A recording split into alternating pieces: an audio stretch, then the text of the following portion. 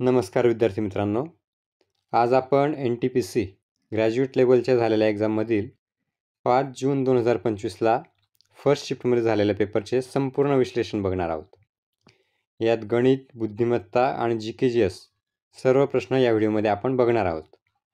कालच एका विद्यार्थ्याची कमेंट होती की गणित आणि बुद्धिमत्ताचे प्रश्न पण घ्या, आणि माझा पण याबाबत विचार चालू होता.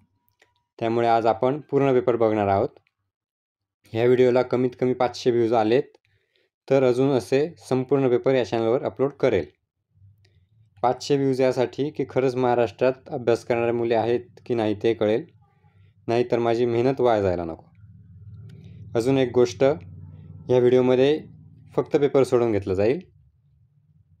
पेपर चालू असताना कोणतीही क्लासची जाहिरातबाजी मी करणार नाही. अजिबात टाईमपास होणार नाही. पूर्ण वेळ फक्त अभ्यास करूया आपण. आणि पेपर चालू करण्याआधी अजून एक गोष्ट सांगतो. मी शाळेत असताना सेमी इंग्लिशला होतो, त्यामुळे गणितातील काही शब्द इंग्लिशमध्ये बोलले जाऊ शकतात. जसं की 1/2 म्हणण्याऐवजी 1/2 किंवा समीकरण म्हणण्याऐवजी इक्वेशन. मी माझा पूर्ण प्रयत्न करेन की मराठीमध्ये सर्व काही शिकवले जाईल. तरी पण जर अधीमधी इंग्लिश शब्द वापरले गेले तर थोडंफार समजून घ्या. चला मग पेपरला सुरुवात करूया.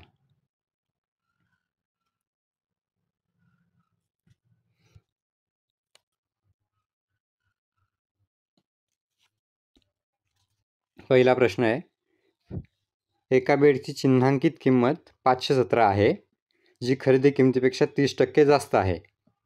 जर नफा टक्केवारी 2% असेल तर सूट टक्केवारी शोधा. चिन्हांकित किंमत दिलेली 517 आणि ती आहे खरेदी किमतीपेक्षा 30% जास्त. जर एखादी वस्तू 100 रुपये खरेदी किंमत असेल आणि त्याची 30% जर चिन्हांकित किंमत असेल तर ती येईल 100 130. बरोबर. इथं दिलेली 517 ही चिन्हांकित किंमत. त्याची खरेदी किंमत काढण्यासाठी काय करावं लागेल? 517 गुणिले 100 भागिले 130. ते आलं 397.69. म्हणजे बेडची खरेदी किंमत झाली 397.69 रुपये. त्याला आपण राऊंड फिगर करून घेऊ 398 रुपये. काय म्हटलेलं आहे? जर नफा टक्केवारी 2% असेल, म्हणजे विक्री किमतीवरती 2% नफा कमवता येतो. 398 वरती 2% नफा कसा काढायचा? आधी 1% कॅल्क्युलेट करू आपण. 398चा 1% म्हणजे 3.98 रुपये. 3.98 करण्यापेक्षा आपण राऊंड फिगर 4 करून घेऊ त्याला. 398चा 1% म्हणजे 4 रुपये. 398चा 2% म्हणजे झालं 8 रुपये. मग नफा किती येईल त्याचा? 398 वरती 8 रुपये नफा.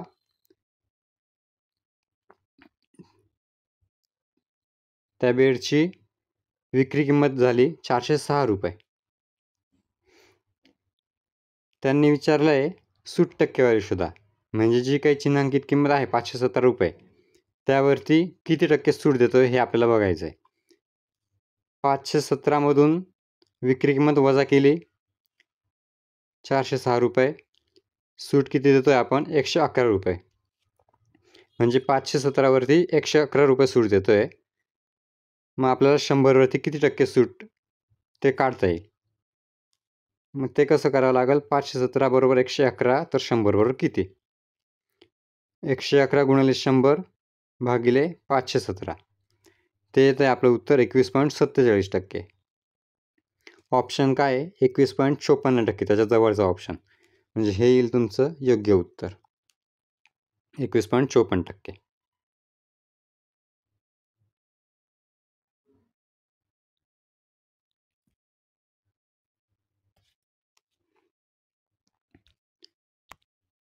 पुढे आता सिटिंग अरेंजमेंटचा प्रश्न आहे.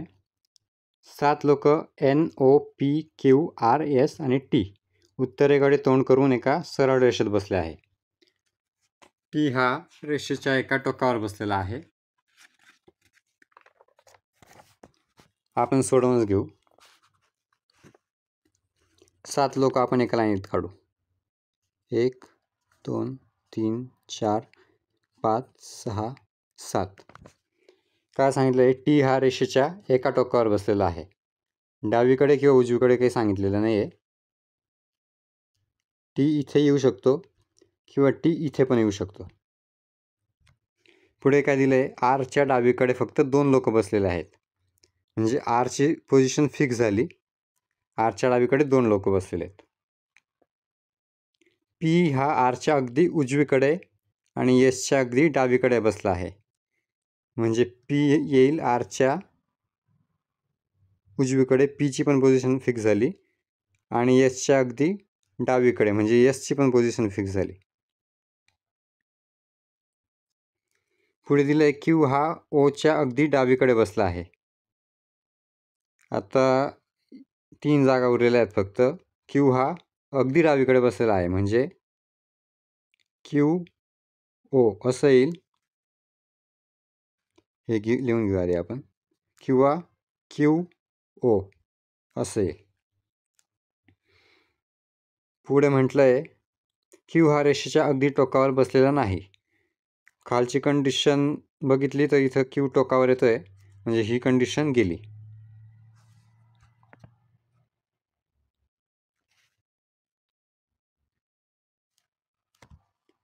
उरला आता एन. एन इथे येईल.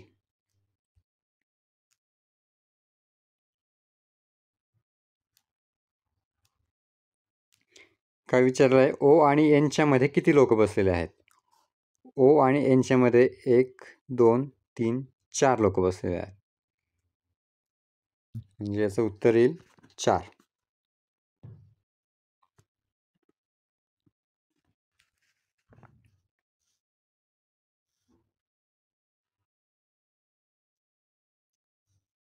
पुढे विचारलं आहे, गुप्तोत्तर राजकारणात भुक्ती या शब्दाचा संदर्भ पुढील प्रमाणे होता.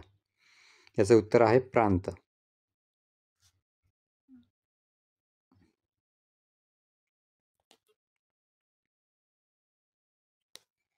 पुढे आहे, किरण त्याच्या उत्पन्नाच्या 45% खर्च करतो. जर तो 66,000 वाचवतो तर त्याचे उत्पन्न किती.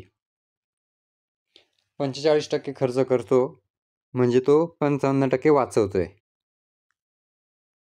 आणि 55% वाचवतो, 66,000 वाचवतो म्हटलेलं आहे. म्हणजे 55% म्हणजे 66,000 दिलेलं आहे. आपल्याला टोटल उत्पन्न काढायचं आहे. 55% म्हणजे 66,000 तर 100% बरोबर किती एवढंच करायचं आपल्याला. कॅल्क्युलेशन केले, 66,000 गुणिले 100 भागिले 55.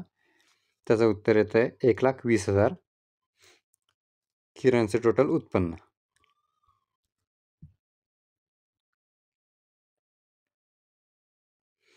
पुढे हा क्वेश्चन ट्रान्सलेट करताना व्यवस्थित जमत नव्हता त्यामुळे इंग्लिशमध्येच ठेवलेला आहे. तुम्हाला मी सांगतो मराठीमध्ये. इथे फक्त गटात न बसणारा पर्याय शोधायचा आहे. ECG, SQU, LJN, POR या चारीपैकी गटात न बसणारा कोणता एवढंच विचारले त्यांनी. आता यात बघू. ECG, ईच्या मागचे 2 अल्फाबेट घेतले तर C आणि ईच्या पुढचे 2 अल्फाबेट घेतले तर G बनतोय. खाली एसच्या मागचे 2 अल्फाबेट बघितले तर Q येतो आणि एसच्या पुढचे 2 अल्फाबेट घेतले तर U येतो. SQU. पुढे आहे LJN. एलच्या मागचे 2 अल्फाबेट बघितले तर J आणि एलच्या पुढचे 2 अल्फाबेट असेल तर N. पुढे POR. पीच्या मागचे 2 अल्फाबेट घेतले तर इथे N यायला पाहिजे होता. O न येता इथे N यायला पाहिजे होता. आणि पीच्या पुढचे 2 अल्फाबेट घेतले तर R बरोबर आहे. म्हणजे POR जे आहे हा झाला गटात न बसणारा.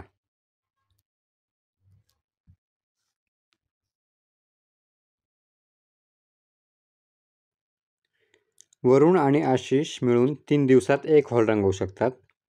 एकटा वरुण ते 7 दिवसांत रंगवू शकतो.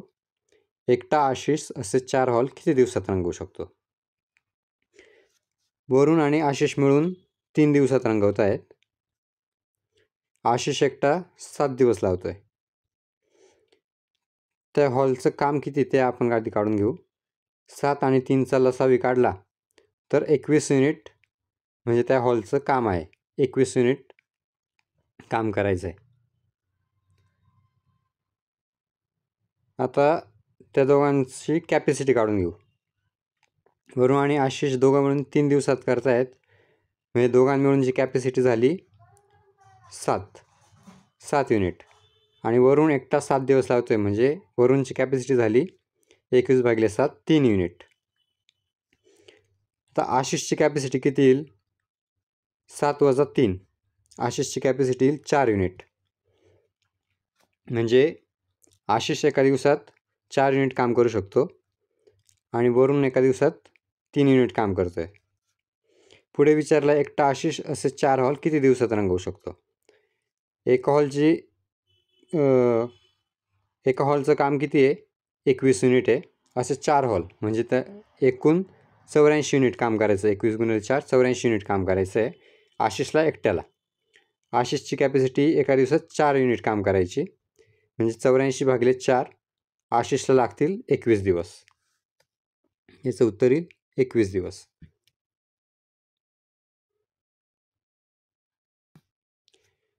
चंद्राच्या पृष्ठभागाच्या थर्मोफिजिकल प्रयोग 2025 पेलोडचे प्राथमिक उद्दिष्ट काय आहे? याचं उत्तर आहे चंद्र रेगुलितचे उभ्या तापमान प्रोफाईल मोजण्यासाठी. जे जनरल नॉलेजचे क्वेश्चन ते आपण थोडे रॅपिड घेऊन टाकू.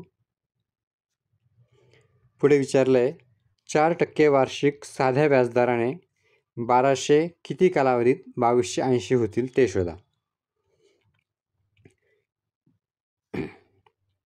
सिंपल इंटरेस्टचा फॉर्म्युला म्हणजे सरळ व्याजचा फॉर्म्युला PNR/100. सिंपल इंटरेस्ट किती आहे? 2280 वजा 1200 ते येईल 1080 रुपये. सरळ व्याजचा फॉर्म्युल्यामध्ये सर्व किमती टाकू.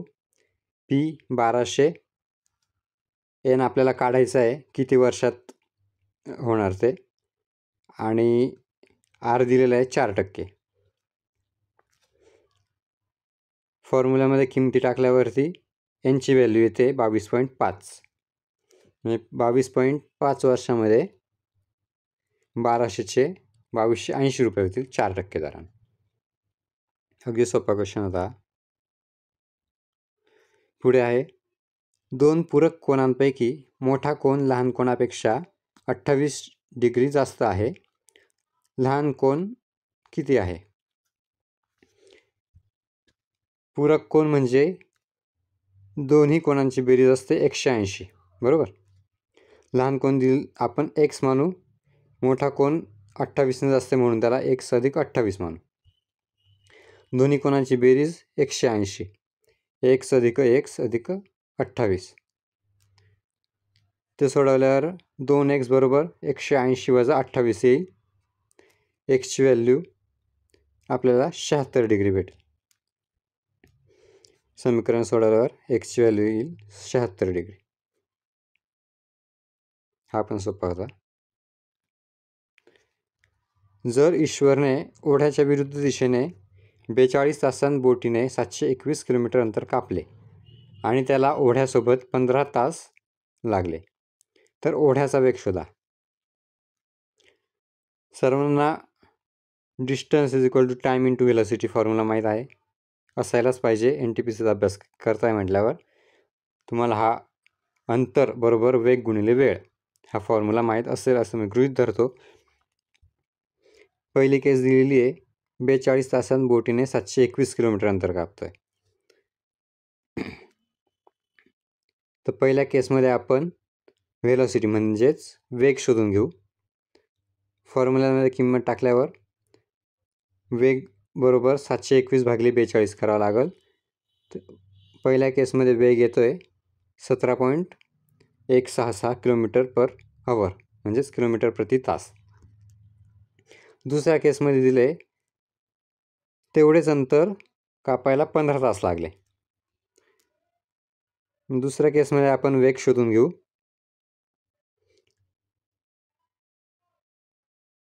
वेग बरोबर 721/15 करावं लागेल. इथे येईल 48.06 किलोमीटर पर आवर. दुसऱ्या केसमध्ये वेग येतो आहे 48.06. आपल्याला विचारलं आहे ओढ्याचा वेग. ओढ्याचा वेग काढण्यासाठी काय करावं लागेल? दोन्ही वेगाची वजाबाकी करून भागिले 2 करावं लागेल. मग 48.06 वजा 17.166 भागिले 2, याचं उत्तर येईल 15.45 किलोमीटर पर आवर, म्हणजेच 15.45 किलोमीटर प्रति तास.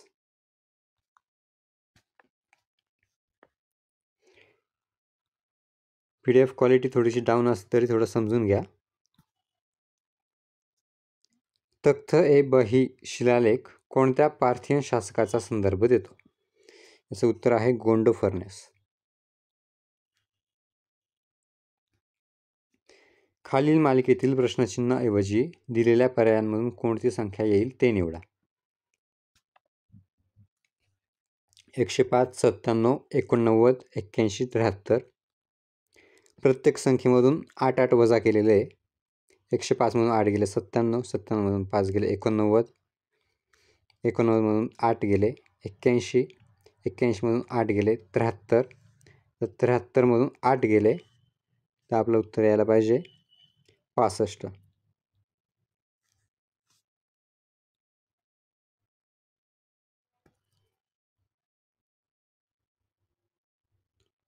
हा प्रश्न ट्रान्सलेशनला जमला नसेल, खूप मोठा प्रश्न आहे, त्यामुळे तसा इंग्लिश प्रश्न आणलेला आहे. मी समजून सांगतो तुम्हाला.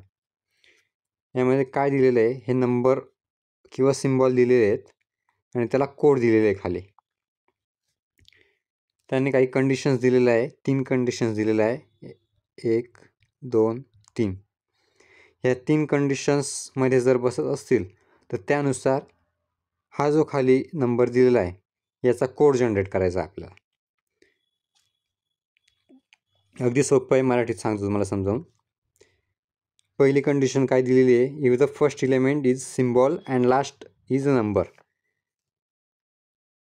पहिला घटक जर सिम्बॉल असेल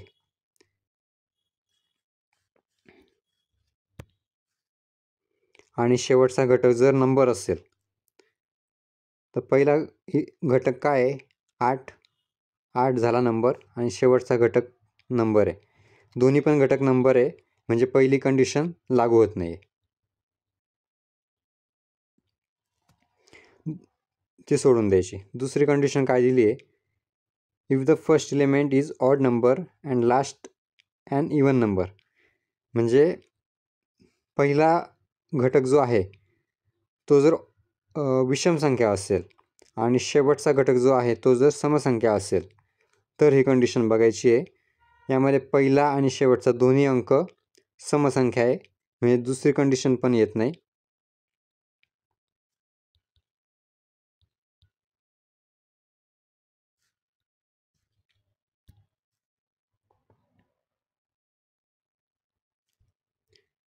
आता तिसरी कंडिशन बघू, काय दिलं आहे, if both second and third elements are perfect squares.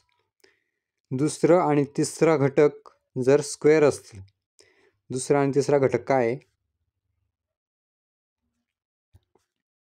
9 आणि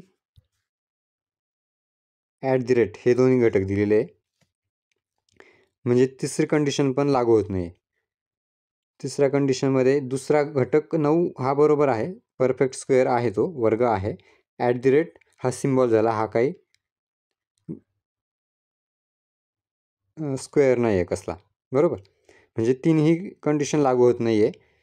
मग याचं सरळ सरळ जे काही अंक दिलेले आहेत खाली 72 @ 13 अँड, याचे सरळ जे कोड आहेत तसले तसे उचलायचे आणि ते आपलं उत्तर राहणार आहे. 7 साठी आहे W, 2 साठी दिलेला आहे A, @ साठी दिलेला आहे Z, 1 साठी दिलेला आहे R, 3 साठी दिलेला आहे T आणि अँड साठी दिलेला आहे M. हे झालं आपलं उत्तर. कुठे आहे हा ऑप्शन? WAZRTM. 2 नंबरचा ऑप्शन करेक्ट आन्सर आहे.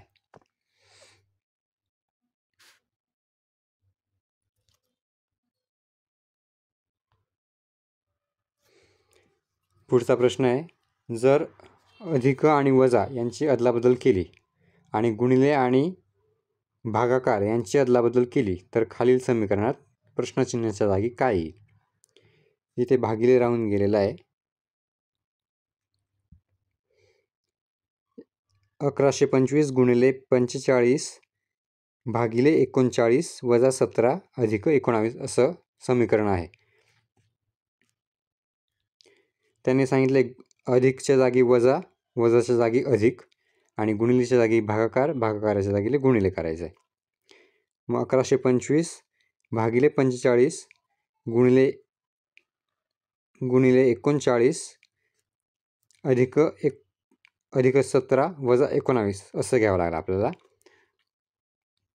1225ला 45 भाग दिल्यावर येतोय 25 गुणिले 39 जसं तसा वजा अधिक 17 जसं तसा वजा 19 तसलं तसा. पुढे 25 गुणिले 39 975, 17 वजा 19 येईल वजा 2. 975 वजा 2 उत्तर आलं 973. याचं योग्य उत्तर आहे 973.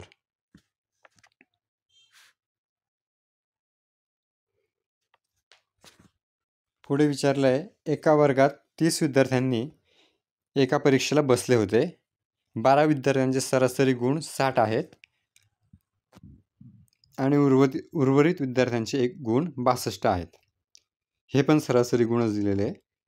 वर्गाचा सरासरी गुण किती आहे? पूर्ण वर्गाचे सरासरी गुण विचारले आहे. 12 विद्यार्थ्यांचे सरासरी गुण 60 आहेत, म्हणजे 12 विद्यार्थ्यांचे एकूण गुण 12 गुणिले 60 720. उर्वरित विद्यार्थ्यांचे सरासरी गुण झाले सांगितले आहे 62. 30 पैकी 12 विद्यार्थी झाले, उर्वरित राहिले 18. 18 विद्यार्थ्यांची सरासरी आहे 62. 18 विद्यार्थ्यांचे एकूण गुण येतील 18 गुणिले 62 1116. पूर्ण वर्गाचे म्हणजे 30 विद्यार्थ्यांचे एकूण गुण झाले 720 अधिक 1116 बरोबर 1836. 30 विद्यार्थ्यांची सरासरी काढण्यासाठी काय करावं लागेल? 1836 भागिले 30. हे कॅल्क्युलेशन केल्यावर उत्तर येईल 61.2.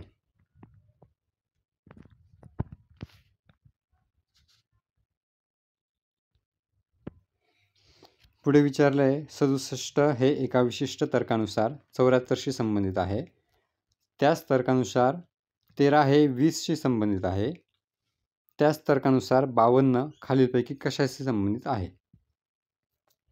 टीप दिलेली आहे, संख्या त्यांच्या घटक अंकांमध्ये न मोडता पूर्ण संख्यांवर ऑपरेशन्स केले पाहिजे. जसं की 13 वरती ऑपरेशन्स करण्यासाठी 13ला जोडणे, वजाबाकी करणे, गुणाकार करणे हे करता येईल. 13ची फोड नाही करायची. 13 म्हटल्यावर 1 आणि 3 मध्ये फोड करून मग त्याच्यावरती काहीही गणितीय प्रक्रिया करायची नाही. सॉरी. 67 74शी संबंधित सांगितलेलं आहे. 67 मध्ये 7 मिळवले 74 येत आहेत. 13 हा 20शी संबंधित सांगितला आहे. 13 मध्ये 7 मिळवले 20 येतोय. 52चं विचारलं आहे. 52 मध्ये 7 मिळवला 59 येतोय. अगदी सोपं आपलं उत्तर 59.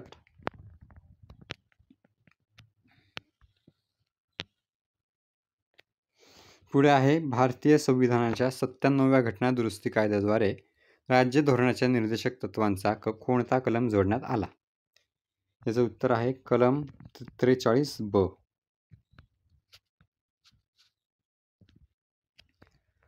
लिंग असमानता निर्देशांक 2022 मध्ये भारताने 193 देशांमध्ये कोणता क्रमांक मिळवला? याचं उत्तर आहे 108.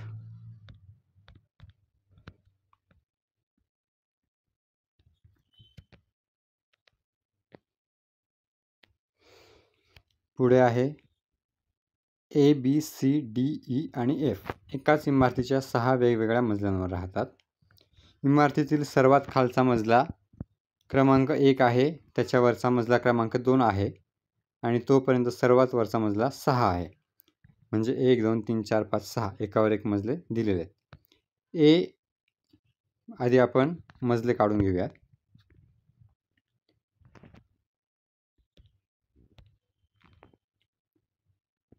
1 2 3 4 5 6. थोडंसं अक्षर समजून घ्या आता तुम्ही. ए हा मूळ संख्येच्या मजल्यावर राहतो.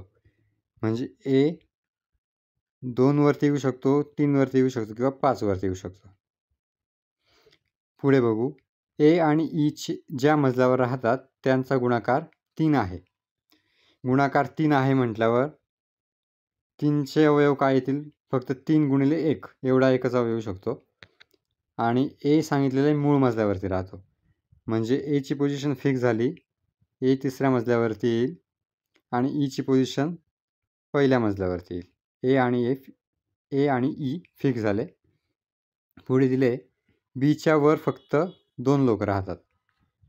म्हणजे बी येईल चौथ्या क्रमांकावर, त्याच्यावरती 2 लोक. एफ सीच्या अगदी खाली राहतो. सीच्या खाली राहतो म्हणजे 5 आणि 6व्या मजल्यावरती येतील. एफ सीच्या खाली म्हणजे सी येईल 6व्या नंबरला आणि एफ येईल 5व्या नंबरला. आता उरला काय? डी येईल दुसऱ्या नंबरला.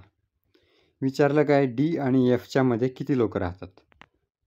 डी आणि एफच्या मध्ये 2 लोक राहतात. याचं उत्तर येईल 2.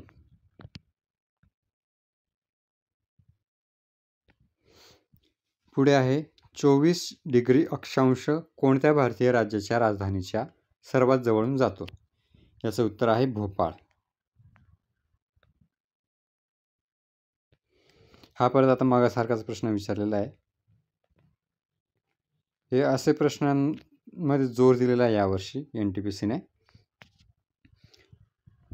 प्रश्न मोठे दिसतात पण सोपे आहेत.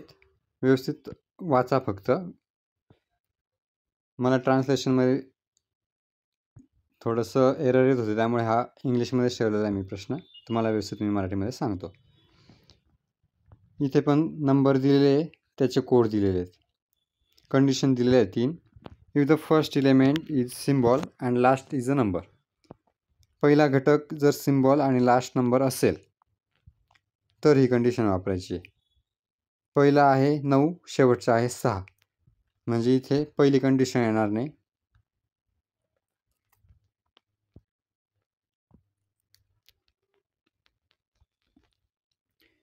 पुढे दिलं आहे दुसरी कंडिशन. काय म्हटलं आहे? If the first element is odd number and last even number. पहिला घटक 9 आहे आणि शेवटचा 6 आहे. म्हणजे पहिला अंक विषम संख्या आहे आणि शेवटचा अंक समसंख्या आहे. म्हणजे दुसरी कंडिशन बरोबर आहे. दुसरी कंडिशन आपल्याला पाळावी लागेल. तिसरी कंडिशन दिली आहे if both second and third element are perfect squares. दुसरा आणि तिसरा घटक जर वर्ग असतील. दुसरा आणि तिसरा घटक काय? 2 आणि @ म्हणजे तिसरी कंडिशन नाही येणार, कारण की 2 हा काही वर्ग नाही आहे. @ हा पण सिम्बॉल झाला, अंक नाही आहे. दुसरी कंडिशन आपण बघायची इथे. If the first element is odd number and last is even number, the first and last elements are to be coded as C. गोलामध्ये सी दिलेला आहे. म्हणजे फक्त पहिला आणि शेवटचा जो नंबर आहे, हा जो आपल्याला क्वेश्चन विचारलेला आहे 5 अँड 3 @ 7% 2, याच्यामध्ये पहिला आणि शेवटच्या ठिकाणी सी टाकायचं आहे. बाकी मधले सर्व घटक त्याच्या कोडनुसार प्रमाणित करायचे. मग याचं काय आन्सर येईल? पहिल्यांदा हा सी,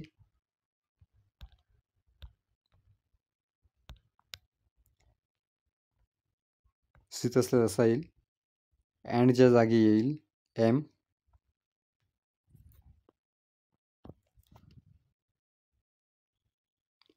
3च्या जागी येईल डी,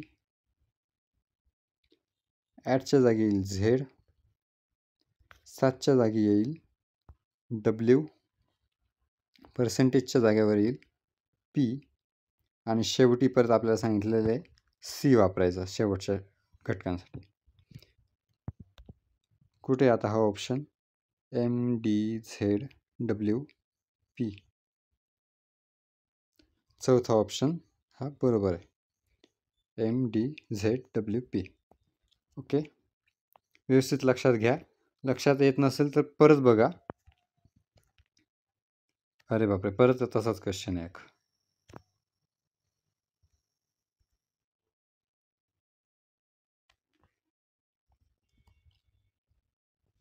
परत कंडिशन वाचतो. पहिली कंडिशन दिलेली आहे, if the first element is symbol and last is a number. पहिला एलिमेंट सिम्बॉल नाही आहे, 2 आहे, हा अंक झाला. पहिली कंडिशन गेली.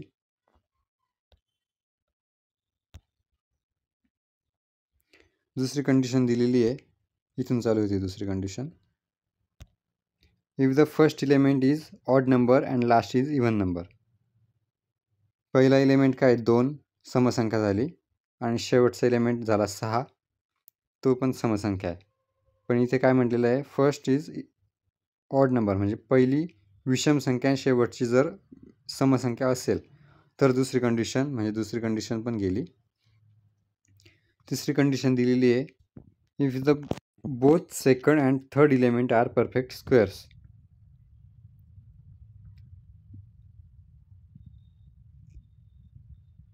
तर दुसरा आणि तिसरा घटक परफेक्ट स्क्वेअर आहे का, पूर्ण वर्ग आहेत का ते बघायचं आहे.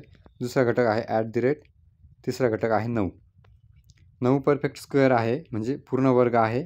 @ हा सिम्बॉल झाला म्हणजे तिसरी कंडिशनसुद्धा लागू होत नाही आहे. तिसरी कंडिशन पण गेली. जे काही विचारले आहे आपल्याला 7, 2, 4 @ 5 याचा कोड काय जनरेट होईल. डायरेक्ट कोड टाकायचे आहेत. 7च्या जागी येईल पी, 2च्या जागी येईल टी, 4च्या जागी येईल बी, @ च्या जागी येईल एफ आणि 5च्या जागी येईल जे. PTBFJ ऑप्शन नंबर 3 करेक्ट उत्तर आहे आपलं.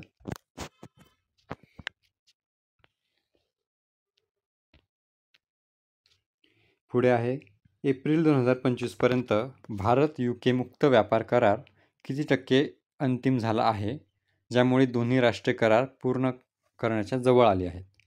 त्याचं उत्तर आहे 90%.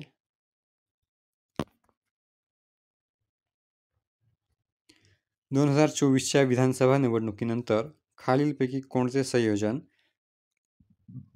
झारखंडच्या मुख्यमंत्र्यांच्या पक्षाचे आणि मतदारसंघाचे प्रतिनिधित्व करते.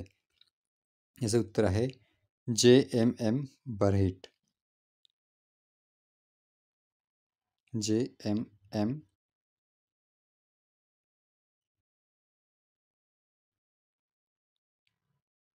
बरहेट असं आहे.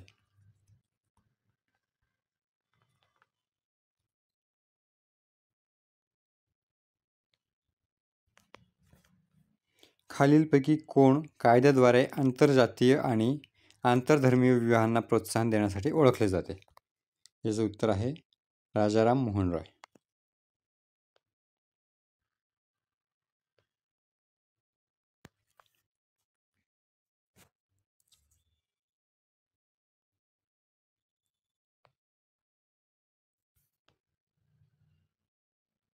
पुढे आहे, भारतीय आणि पाश्चात्य शिक्षणाला प्रोत्साहन देण्यासाठी कलकत्ता येथे वेदांत कॉलेजची स्थापना खालीलपैकी कोणी केली. याचं उत्तर पण आहे राममोहन रॉय.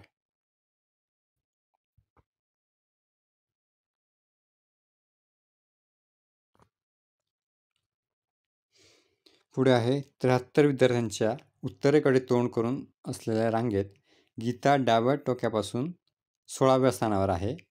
जर सुनीता गीताच्या उजवीकडे 21व्या स्थानावर असेल तर सुनीता ओळीच्या उजव्या टोकापासून किती स्थानावर आहे. 73 विद्यार्थ्यांच्या उत्तरेकडे तोंड करून असलेल्या रांगेत गीता डाव्या टोकापासून 16व्या स्थानावर आहे. डाव्या टोकापासून 16व्या स्थानावर आहे गीता.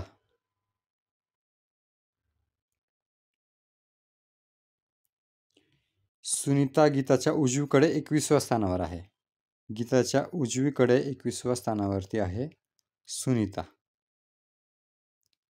म्हणजे 16 अधिक 21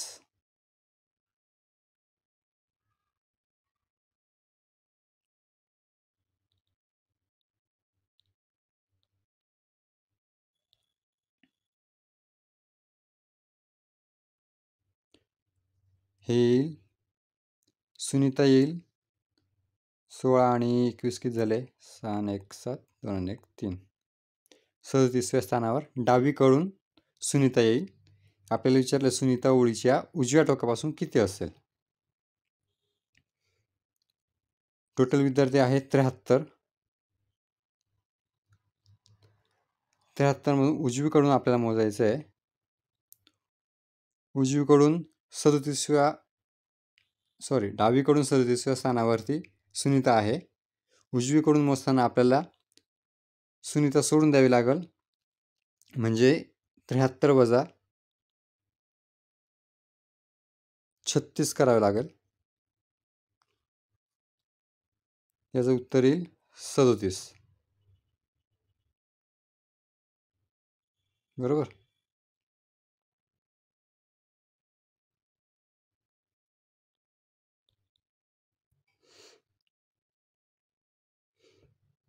व्यवस्थित बघून घ्या एकदा. टोटल 73 विद्यार्थी आहेत. डावीकडून गीता 16व्या स्थानावर आहे आणि गीताच्या पुढे 21व्या नंबरवरती सुनीता बसलेली आहे. म्हणजे डावीकडून सुनीता झाली 37 नंबरवरती. तर उजवीकडून आपल्याला मोजायचं आहे. म्हणजे उजवीकडून मोजताना 73 वजा 36 करावं लागेल, जे येत आहे 37. याचं उत्तर आहे 37. इथे खूपच बारीक झालेलं आहे, थोडं समजून घ्या. हे आहे आपलं योग्य उत्तर 37.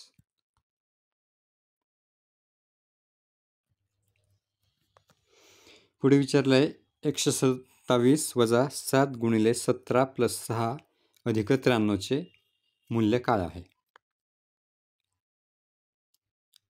आधी कंस सोडून घ्यायचा. 17 प्लस 6 23. मग कंचे भागुबेव माहीत असेल तुम्हाला सर्वांना. गुणाकार करून घ्यायचा. 23 गुणिले 7 सोडून घ्यायचं. ते येतं 161. 127 वजा 161 प्लस 93. थोडं इंग्लिश आणि मराठी मिक्स होते, ते थोडं समजून घ्या तुम्ही. हे समीकरण सोडवल्यावरती याचं उत्तर येईल 59. 59 आपलं योग्य उत्तर आहे. एतुतोकाई संग्रहातील संगम काव्यसंग्रह, पुराणनुरू आणि पतिरुपट्टू यांचा मुख्य केंद्रबिंदू कोणता आहे. याचं उत्तर आहे राजांचे आणि त्यांच्या कृत्यांचे शौर्य आणि स्तुती. 2025च्या हवामान बदल कामगिरी निर्देशांकात किती देशांचे मूल्यांकन करण्यात आले. याचं उत्तर आहे 63 देशांचे.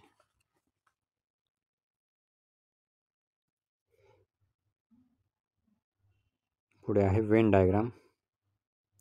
दिलेल्या वेन आकृतीचा काळजीपूर्वक अभ्यास करा आणि पुढील प्रश्नाचे उत्तर द्या. वेगवेगळ्या विभागांमधील संख्या व्यक्तींची संख्या दर्शवते. असे किती स्वयंपाकी आहेत जे शिक्षक देखील आहेत पण वकील नाही. स्वयंपाकी म्हणजेच आचारी, जे शिक्षक देखील आहेत पण वकील नाही आहे.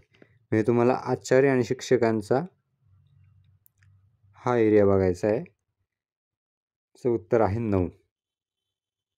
अगदी सोपं होतं. पुढे विचारलं आहे समीकरण दिले 2x². इथे व्यवस्थित बघा. 2x2 नाही आहे, 2x² आहे तो. 2x² अधिक kx अधिक 8 बरोबर 0 आणि 3x² अधिक 4x अधिक 12 बरोबर 0 या वर्ग समीकरणांची दोन्हीमुळे समान असतील तर k ची किंमत शोधा. दोन्हीमुळे समान आहेत म्हणजेच आपल्याला काय करावं लागेल, हे समान प्रमाणात आहे. म्हणजे A1 भागिले A2 बरोबर B1 भागिले B2 आणि बरोबर C1 भागिले C2 असं येईल. याची व्हॅल्यू टाका. A1/A2 म्हणजे 2/3 बरोबर B1 भागिले B2 म्हणजेच K/4. समीकरण सोडवलं. K बरोबर 2 गुणिले 4/3. याचं उत्तर येईल 8/3.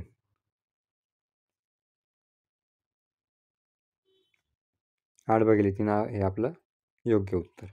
मित्रांनो, थोडंफार इंग्लिश आणि मराठी मिक्स होत असेल माझं, त्याबद्दल क्षमा मागतो. थोडंफार समजून घ्या, कोऑपरेट करा. P, Q, R, S, T, U आणि V हे एका वर्तुळाकार टेबलाभोवती मध्यभागी तोंड करून बसलेले आहेत. टीच्या उजवीकडून मोजणी करताना आधी आपण एक वर्तुळ काढून घेऊ. 1 2 3 4 5 6 7 लोक आहेत टोटल. 1 2 3 4 5 6 7. टीच्या उजवीकडून मोजणी करताना टी आणि एसच्या मध्ये फक्त 2 लोक बसतात. आपण इथे टीला बसवू. उजवीकडून मोजणी करताना म्हणजे असं मोजावं लागेल. 1 2 इथे येईल एस. टी आणि एसच्या मध्ये 2 लोक बसतात. क्यूच्या उजवीकडून मोजणी करताना व्ही आणि क्यूच्या मध्ये फक्त 3 लोक बसतात. क्यूची पोझिशन आपल्याला इथे ठेवता येणार नाही. पुढे बघू. एस हा क्यूच्या अगदी उजवीकडे बसतो. एस हा क्यूच्या अगदी उजवीकडे बसतो म्हणजे क्यूची पोझिशन येईल इथे. क्यूच्या उजवीकडे झाला एस, बरोबर. आता वरचं वाक्य बघू आपण. क्यूच्या उजवीकडून मोजणी करताना व्ही आणि क्यूच्या मध्ये फक्त 3 लोक बसतात. म्हणजे क्यूच्या उजवीकडे 1 2 3 लोक बसतात. इथे येईल व्ही.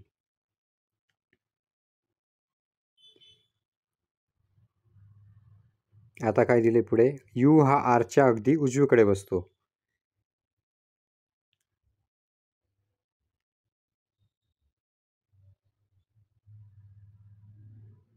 बर. क्यूच्या उजवीकडून मोजणी करताना क्यू आणि यूच्या मध्ये किती लोक बसतील. काहीतरी राहिलं वाटतं.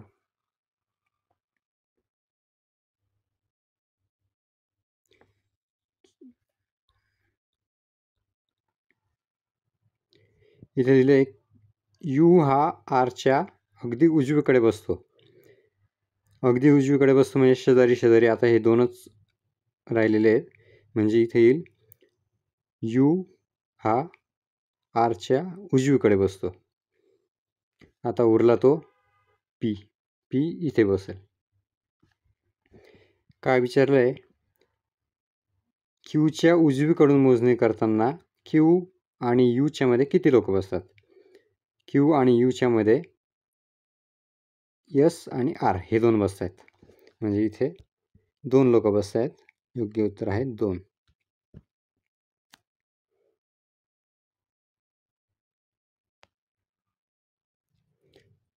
कामगार ब्युरोने केलेल्या 6व्या वार्षिक रोजगार बेरोजगारी सर्वेक्षणात भारतातील एकूण बेरोजगारीचा दर किती होता हे नोंदवले गेले आहे.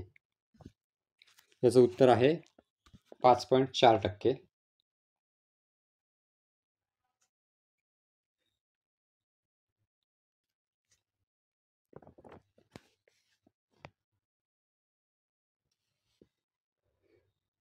पुढे परत आता सिटिंग अरेंजमेंट आहे. 7 पेट्या ABCDEF आणि G एकमेकांच्या वर ठेवल्या आहेत, परंतु त्याच क्रमाने आवश्यक नाही. ठीक आहे, आपण 7 पेट्या काढून घेऊया.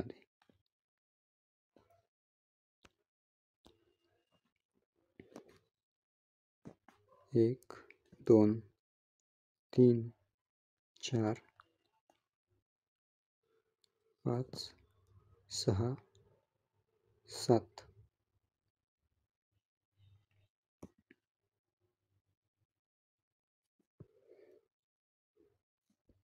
थोडं अक्षर समजून घ्या मित्रांनो.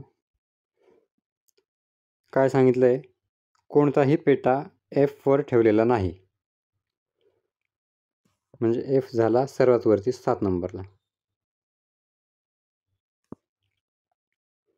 F आणि B मध्ये फक्त 3 पेट्या ठेवल्या आहेत. थोडं आपण इकडे घेऊ ते.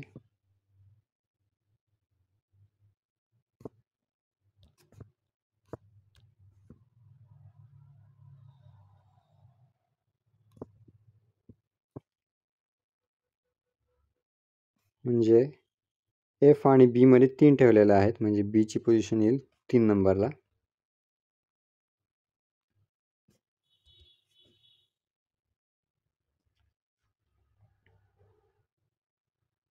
G आणि D मध्ये फक्त 1 पेटा ठेवला आहे.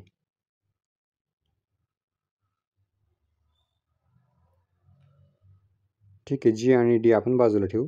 पुढे बघू. D हा B च्या अगदी वर ठेवला आहे. म्हणजे D येईल 4 नंबरला.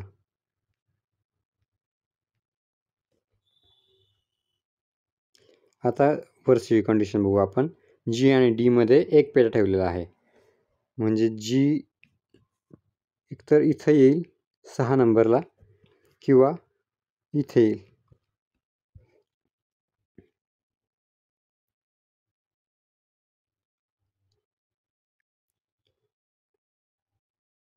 पुढे दिलंय G आणि C मध्ये फक्त 4 पेट्या ठेवल्या आहेत. G आणि C मध्ये 4 पेट्या ठेवलेल्या आहेत. म्हणजे Gच्या वरती तर जाता येणार नाही. Gच्या खालीच जावं लागेल. 1 2 3 4. 1 नंबरला येईल C. म्हणजे ही दुसरी कंडिशन येणार नाही. A हा E च्या वर कुठेतरी ठेवलेला आहे. म्हणजे उरलेल्या दोन्हीमध्ये आता A हा E च्या वरती येईल. A इथे येईल आणि E इथे येईल. ही आपली पोझिशन तयार झालेली आहे. काय विचारले, Dच्या खाली किती पेट्या ठेवल्या आहेत? Dच्या खाली 1 2 3 पेट्या ठेवलेल्या आहेत. 3 झालं आपलं उत्तर.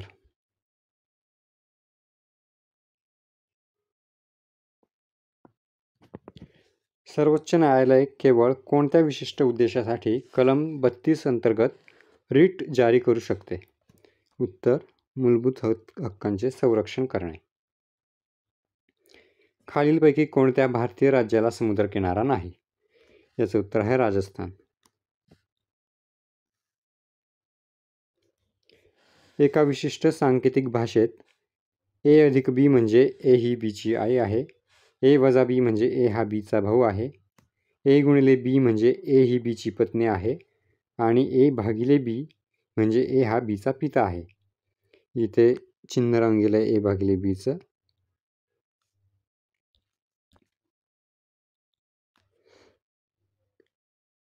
तर आपल्याला विचारलं आहे M अधिक N गुणिले O भागिले P वजा Q. प्रश्नामध्ये व्यवस्थित कळत नसेल तर इथे बघा, हे आपल्याला शोधायचं आहे. M अधिक N म्हणजे काय? M ही N ची आई आहे असं येईल.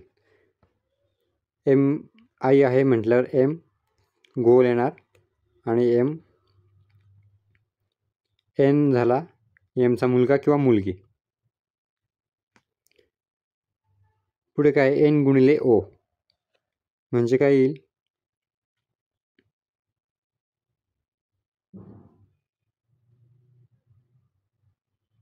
N ही O ची पत्नी आहे असं म्हणता येईल. N ही O ची पत्नी झाली म्हणजे N ही लेडीज झाली म्हणून त्याला गोल येईल आणि O जेंट्स. O हा N चा नवरा झाला. पुढे आहे O भागिले P. O भागिले P म्हणजे काय येईल?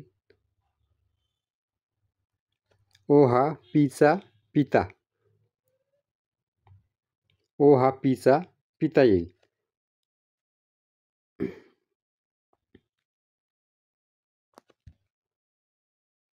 O च्या खाली येईल P. पुढे काय? P वजा Q म्हणजे काय? P हा बीचा भाऊ येईल. पी हा क्यूचा भाऊ येईल. म्हणजे पी झाला जेंट्स म्हणून पीला चौकोन येईल आणि क्यूचा आपण सांगू शकत नाही, जेंट्स किंवा लेडीज. विचारलं काय एमचा क्यूशी संबंध काय आहे. एम आणि क्यू विचारलेला आहे आपल्याला. हा एम आणि क्यू.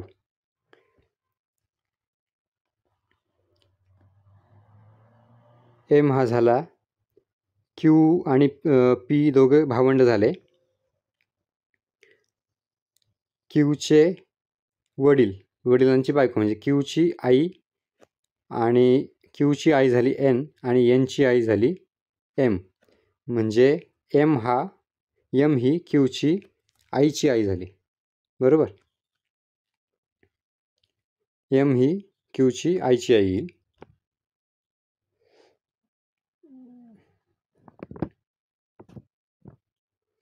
पुढे विचारलंय MS पॉवरपॉईंटमध्ये स्लाइड मास्टरचा उद्देश काय आहे. उत्तर सर्व स्लाइड्सवर सुसंगत स्वरूपण, फॉन्ट्स आणि लेआउट लागू करणे. दिलेल्या मालिकेत प्रश्नचिन्हाच्या जागी काय असावे. 701, 700, 697, 692, 685. इथे बघितलं तर प्रत्येक वेळेस पुढची संख्या घेताना -1, -3, -5, -7 असं करत गेलेलं आहे. म्हणजे आपल्याला 685मधून -9 करावे लागतील. 685मधून 9 वजा केल्यावर आपलं उत्तर येईल 676.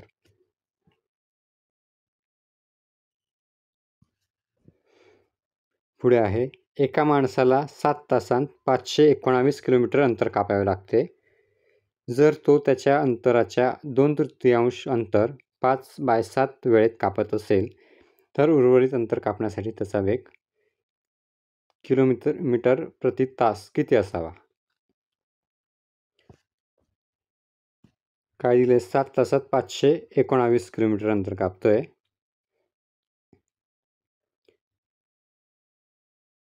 जर तो त्याच्या अंतराच्या 2/3 अंतर 5/7 वेळेत कापत असेल.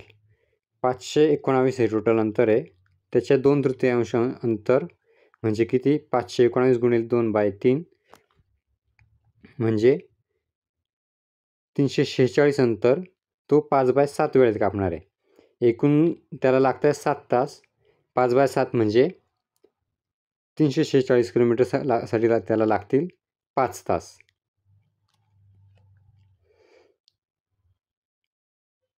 आता उरलेले अंतर काढायचं आहे आपल्याला. म्हणजे 519 मधून 346 अंतर त्याने पार केलेलं आहे. उरले 173 किलोमीटर अंतर उरलं आहे. ते त्याला उरलेल्या 2 तासामध्ये कव्हर करायचं आहे. 2 तासामध्ये त्याला 173 किलोमीटर अंतर काढायचं आहे. म्हणजे एका तासात त्याला 173 भागिले 2 86.5 किलोमीटर पर हवर, किलोमीटर प्रति तास या स्पीडने त्याला यावं लागेल. तेव्हा शेवटच्या 2 तासामध्ये तो उरलेलं 173 किलोमीटर अंतर पार करावं लागेल. याचं उत्तर आलं 86.5.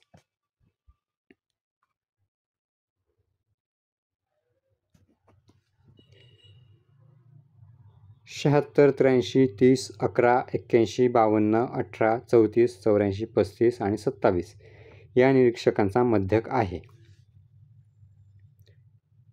मध्यक विचारलेला आहे.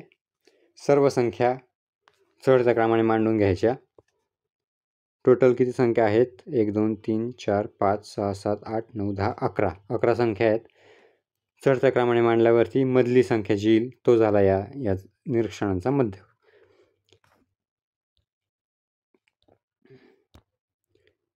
हा एक कट करू, हा एक कट करू, हा एक कट करू, हा एक कट करू. 1, 1, 1, 1, 34, 52. मध्ये उरला 35. 35 झालं आपल्या प्रश्नाचं योग्य उत्तर.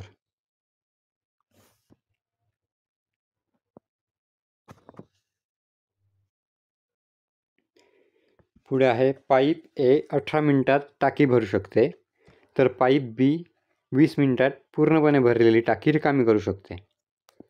सुरुवातीला पाईप ए उघडला जातो आणि 6 मिनिटांनंतर पाईप बी देखील उघडला जातो.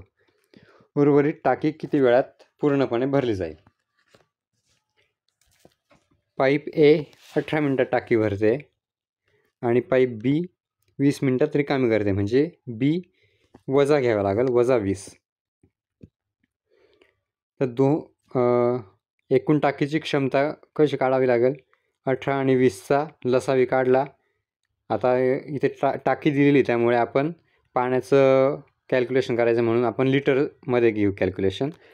टाकीची क्षमता आपण पकडू 180 लिटरची टाकी असं आपण समजू. 180 कसा आला? 18 आणि 20चा लसावी. 180 लिटरची जर टाकी आहे,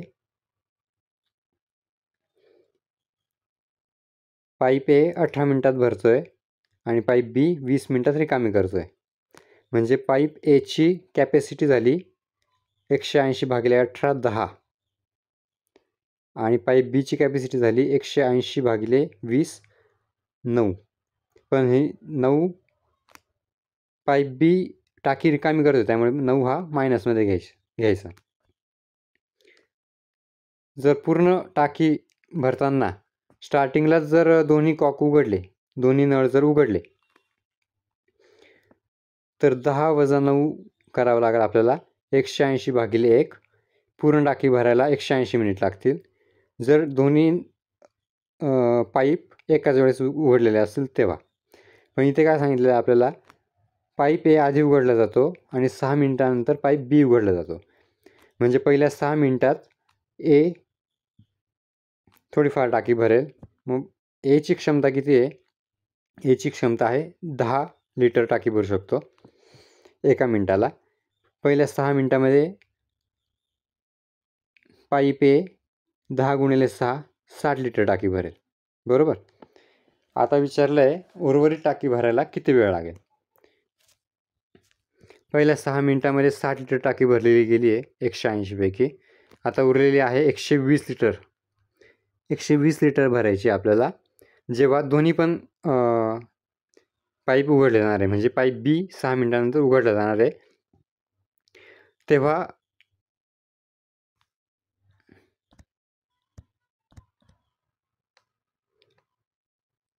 पाईप ए आणि पाईप बी दोन्ही पाईप उघडल्यानंतर याची कार्यक्षमता काय असेल? 10 वजा 9 1, म्हणजे 120 एका मिनिटाला 1 लिटर टाकी भरली जाईल. मग 120 भागिले 1 करावं लागेल. उरलेली टाकी भरण्यासाठी 120 मिनटं लागतील. 120 भागिले 1 120 मिनटं. 120 झालं आपलं योग्य उत्तर.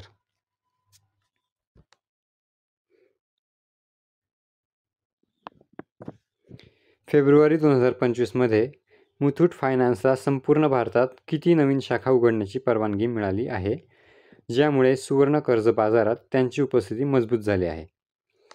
याचं उत्तर आहे 115. पुढे विचारलं आहे, सिम्प्लिफाय करायला लावलेलं आहे. क्यूब रूट दिलेलं आहे. क्यूब रूटला काय म्हणतात मराठीत?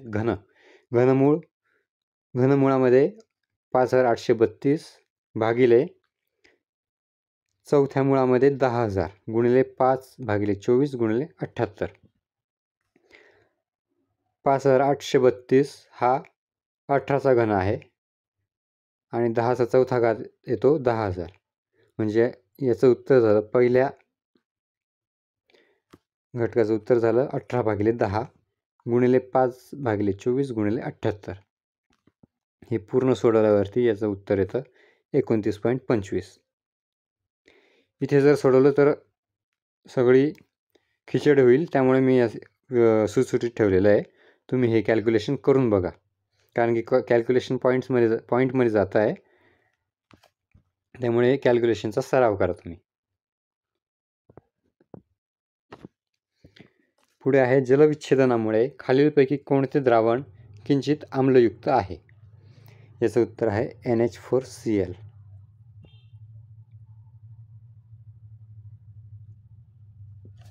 पुढे वयवारीवरती प्रश्न आहे. राहुलचे वय त्याच्या मुलीच्या वयाच्या तिप्पट आहे. आजपासून 8 वर्षांनी त्याचे वय त्याच्या मुलीच्या वयाच्या दुपटीपेक्षा 5 वर्षांनी जास्त असेल. राहुलचे सध्याचे वय काढा. मुलीचे सध्याचे वय आपण X मानू. आणि राहुलचे वय काय सांगितलेले आहे, तिप्पट आहे. म्हणजे राहुलचे वय आपण 3x म्हणू. आजपासून 8 वर्षानंतर सांगितलेलं आहे.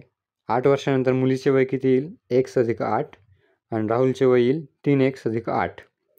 पण त्यांनी काय सांगितलं आहे, आजपासून 8 वर्षांनी त्याचे वय त्याच्या मुलीच्या वयाच्या दुप्पटपेक्षा 5 वर्षांनी जास्त असेल. म्हणजे मुलीच्या वयाची दुप्पट 8 वर्षानंतर. ते काय येईल, x + 8ची दुप्पट अधिक 5, कारण की दुपटीपेक्षा 5 वर्षांनी जास्त असेल. म्हणून इथे समीकरण काय तयार होईल, 3x + 8 राहुलचे 8 वर्षानंतरचे वय, जे किती आहे, मुलीच्या वयाच्या दुपटीपेक्षा 5 वर्षांनी जास्त. मुलीच्या 8 वर्षानंतरचे वय त्याची दुप्पट जी येईल 2x + 16 अधिक 5, कारण की 5 वर्षांनी जास्त असेल सांगितलं आहे. म्हणजे इथे आपलं समीकरण तयार होईल, 3x + 8 बरोबर 2x + 16 अधिक 5. हे समीकरण पुढं आपल्याला सोडवायचं आहे. 3x + 8, 2x डावीकडे घ्यायचा, वजा होऊन जाईल. 16 सर्व डावीकडे घेतल्यावर 2x 16 आणि 5 वजा होऊन जातील. 3x + 2x x आला, पुढे अधिक 8 वजा 16 वजा 5 वजा 21. xची किंमत आली 13. म्हणजे मुलीचं आजचं वय येईल 13. आपल्याला विचारलं आहे राहुलचे सध्याचे वय. राहुलचे सध्याचे वय आपण मानलं तर 3x, म्हणजे 13 × 3, राहुलचे सध्याचे वय येईल 39.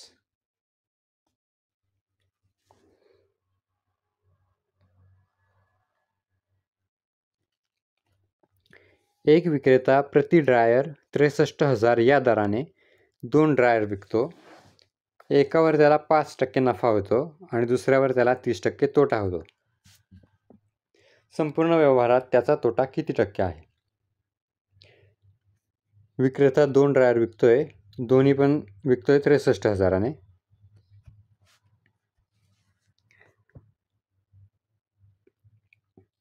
एका ड्रायर विकण्यावरती त्याला 5% नफा होतोय. म्हणजे 63,000ला तो विकतोय. त्याची खरेदी किंमत काढण्यासाठी आपल्याला करावं लागेल 63,000 × 100 भागिले 105. त्याची खरेदी किंमत येईल 60,000. पहिल्या ड्रायरची खरेदी किंमत त्याची 60,000 असेल, जो त्याने 63,000ला विकल्यावर त्याला 5% नफा होतो. तर दुसऱ्या ड्रायरची खरेदी किंमत काढावी लागेल आपल्याला. काय दिले, दुसऱ्यावर त्याला 30% तोटा होतो. मग 30% तोटा होतो म्हटल्यावर 63,000 × 100 भागिले 70 करावं लागेल. 30% तोटा होतो ना, म्हणजे 100वरती 100ची वस्तू जर 70ला विकली तर 30% तोटा होणार आहे. मग त्यानुसार आपण काढतोय 63,000 × 100 भागिले 70. याचं उत्तर आलं 90,000. म्हणजे दुसरं ड्रायर त्यांनी 90,000ला घेतलेलं होतं आणि ते त्यांनी 63,000ला विकलं. 63,000ला विकून त्याला 30% तोटा झाला. इथे थोडंसं अंधुक दिसत असेल, त्यामुळे मी इकडे लिहितो. पहिलं ड्रायर त्यांनी 60,000ला घेतलं खरेदी किंमत आणि विकलं 63,000ला, त्याला 5% नफा झाला. दुसरं ड्रायर त्यांनी 90,000ला घेतलं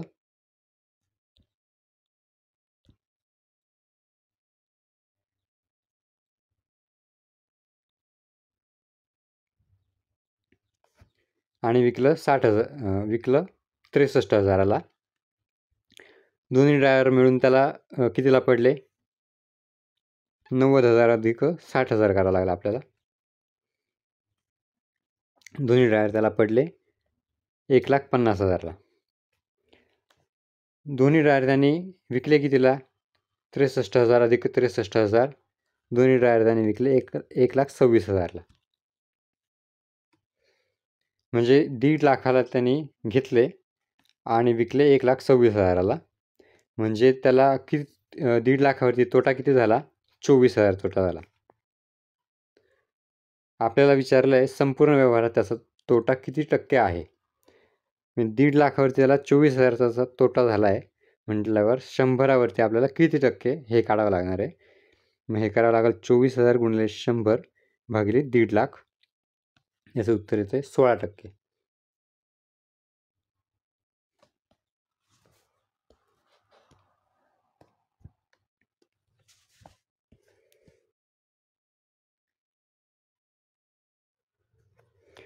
भारताचे पूर्व किनारी मैदान कोणत्या राज्यापासून कोणत्या राज्यात पसरलेले आहे.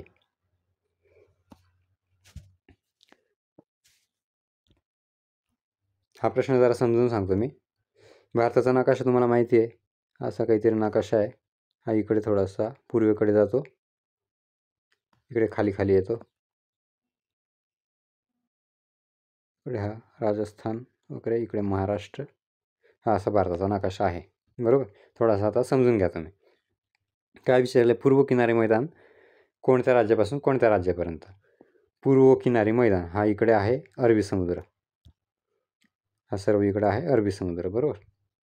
सॉरी, अरबी समुद्र नाही, बंगालचा उपसागर. अरबी समुद्र ह्या बाजूला आहे. पूर्व किनारी मैदान विचारलेलं आहे. बंगालचा उपसागर इथून सुरू होतो, इथे आहे बंगाल, पश्चिम बंगाल, आणि तो खाली इकडे तामिळनाडूपर्यंत जातो, बरोबर. म्हणजे याचं उत्तर काय येतं आहे, पूर्व किनारपट्टी पश्चिम बंगालपासून इकडे तामिळनाडूपर्यंत आहे. म्हणजे याचं उत्तर झालं, पूर्व किनारी मैदान पश्चिम बंगालपासून तामिळनाडूपर्यंत आहे.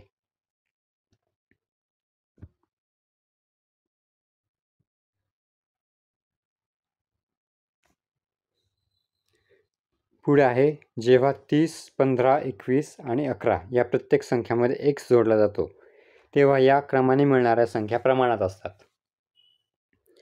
नंतर जर 6x बरोबर y बरोबर 3x - 9 असं प्रमाण भेटेल आणि त्यात दिले y हा 0पेक्षा मोठा असेल तर y ची किंमत किती. पहिल्यांदा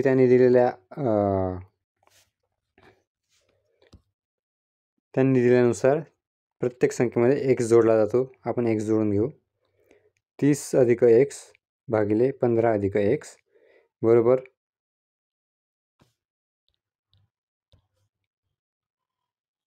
21 + x भागिले 11 + x. हे समीकरण सोडवायचं तिरकस गुणाकार करून. 30 + x गुणिले 11 + x बरोबर 21 + x गुणिले 15 + x.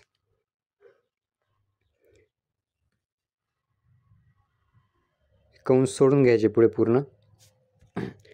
तुम्ही NTPCची तयारी करतायत म्हटल्यावर तुम्हाला हे कंसाचे गुणाकार येत असतील असं मी गृहीत धरतो.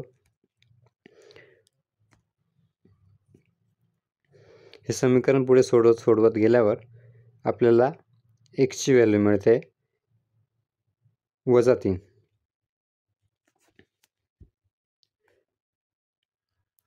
आता ही x ची व्हॅल्यू आपण त्यांनी दिलेल्या इक्वेशनमध्ये टाकून देऊ. 6x भागिले y बरोबर y भागिले 3x - 9. x ची व्हॅल्यू जी आपल्याला मिळाली -3 ती आपण टाकून देऊ. 6 गुणिले -3 इथे परत तिरकस गुणाकार करू, गुणिले 3 गुणिले -3 - 9 बरोबर y गुणिले y चा स्क्वेअर येईल. हे समीकरण पुढे सोडवल्यावरती आपल्याला भेटतंय y बरोबर 18. इथे y बरोबर आपल्याला y स्क्वेअर बरोबर 18 मिळालेलं आहे. म्हणजे y ची व्हॅल्यू आपल्याला 18 पण मिळू शकते किंवा -18 पण असू शकते. ह्या दोन आपल्याला व्हॅल्यू मिळू शकतात y च्या. पण त्यांनी दिलं आहे y हा 0पेक्षा मोठा असेल, त्यामुळे y ची योग्य उत्तर येईल इथे 18.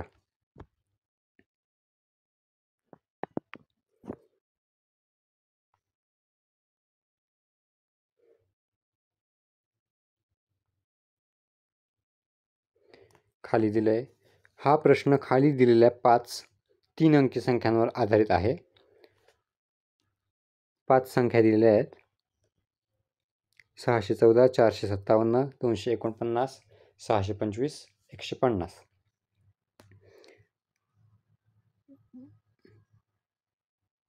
काय विचारलं आहे? जर सर्वात मोठ्या संख्येच्या दुसरा अंक सर्वात कमी संख्येच्या दुसऱ्या अंकातून वजा केला तर काय होईल?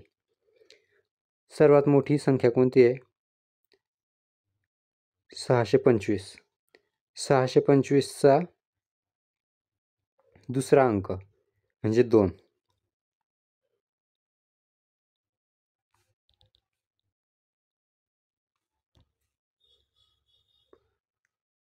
आणि सर्वात कमी संख्येच्या दुसऱ्या अंकातून वजा केला. सर्वात कमी संख्या कोणती आहे? 150. 150चा दुसरा अंक झाला 5.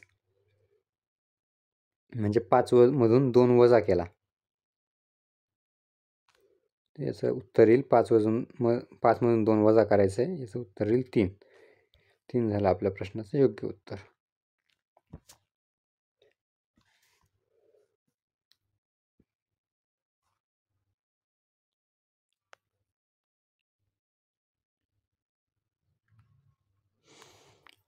पुढचा प्रश्न, हा प्रश्न परत ट्रान्सलेशनमध्ये जमत नसेल त्यामुळे इंग्लिशमध्ये तसाच ठेवलेला आहे मी.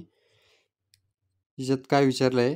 गटात न बसणारा पर्याय ओळखायचा फक्त आपल्याला. आता याच्यात MUKH, यमच्या मागचे 2 अक्षर घेतले तर K येतो आणि यूचे मागचे 13 अक्षर घेतले तर H येतोय. MUKH. पुढे आहे HLJN.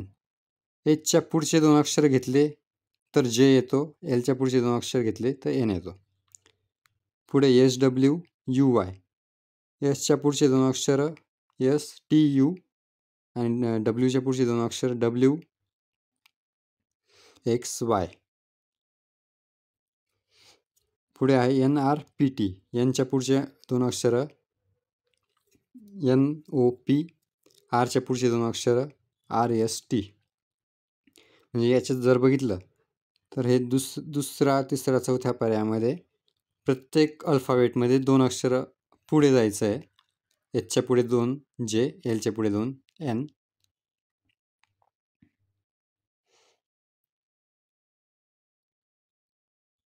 इथे MU आणि KH यामध्ये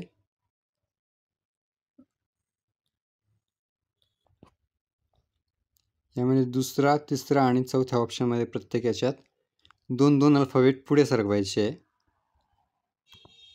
पहिल्या ऑप्शनमध्ये MU आणि KH याच्यामध्ये हे लागू होत नाही, त्यामुळे हा येतोय आपला गटात न बसणारा.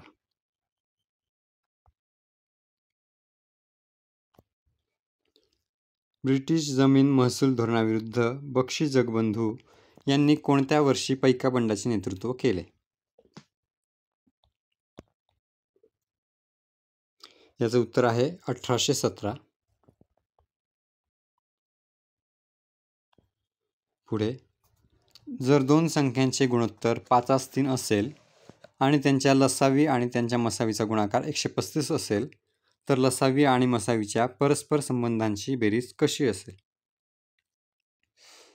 2 संख्या आहे, त्यांचे गुणोत्तर दिले 5/3 आणि त्यांचा लसावी आणि मसावीचा गुणाकार आहे 135. तर लसावी आणि मसावीचा गुणाकार जो येतो तोच त्या 2 संख्यांचा गुणाकार जर केला तर तो सेम असतो, बरोबर. मग इथे काय घेता येईल आपल्याला? 5x × 3x = 135. याच्यावरून आपल्याला x ची व्हॅल्यू काढता येईल.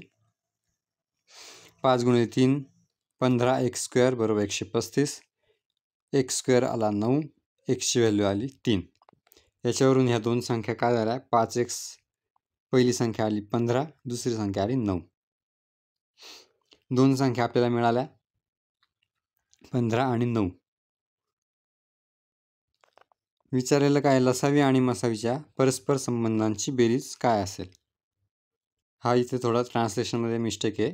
प्रश्न व्यवस्थित समजून घ्या. लसावी आणि मसावीच्या परस्पर संबंध म्हणजे व्यस्त व्यस्तांची बेरीज काय असेल असं विचारलेलं आहे. आता 15 आणि 9चा लसावी आणि मसावी काढावा लागेल आपल्याला. तर याचा लसावी येतोय 45 आणि मसावी येईल 3. 45 आणि 3चे व्यस्ताची आपल्याला बेरीज विचारलेली आहे. 45चा व्यस्त येईल 1/45 आणि 3चा व्यस्त येईल 1/3. या दोघांची बेरीज आपल्याला करायची 1/45 अधिक 15/45. त्यांची बेरीज येईल 16/45.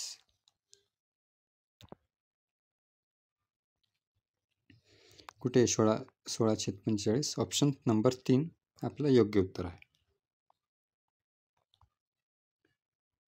पुढे ट्रिग्नोमेट्री. हा पण प्रश्न ट्रान्सलेशनला प्रॉब्लेम देत होता, म्हणून जसं तसं आणला आहे. मी तुम्हाला मराठीमध्ये समजावून सांगतो. यामध्ये दिलेलं आहे, एक शिडी भिंतीला उभी करून ठेवलेली आहे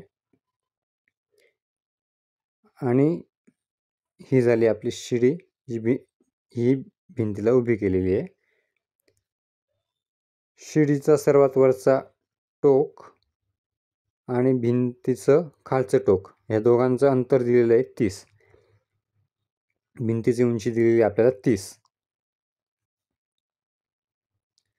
आणि जेव्हा शिडी उभी केलेली आहे भिंतीला, तर जमिनीजवळ जो अँगल तयार होतोय, कोन तयार होतोय जमिनीशी, तर तो कोन दिलेला आहे थिटा. तो दिलेला आहे त्यांनी टॅन थिटा बरोबर 15/8. म्हणजे शिडी जो काही कोन तयार करेल जमिनीशी, तो दिलेला आहे टॅन थिटा 15/8. आपल्याला विचारलेलं आहे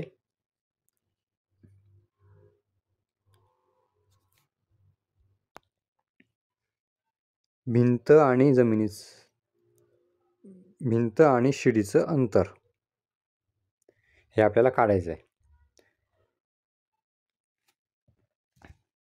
मग आता टॅन थिटा म्हणजे समोरची बाजू भागिले लगतची बाजू, हे सर्वांना माहीत असेल असं मी गृहीत धरतो. टॅन थिटा म्हणजे आता काय येईल मग, 30/x पकडू आपण. आपल्याला x जी व्हॅल्यू काढायची आपल्याला, त्याला आपण x मानूया. टॅन थिटा काय येईल, समोरची बाजू जी आहे 30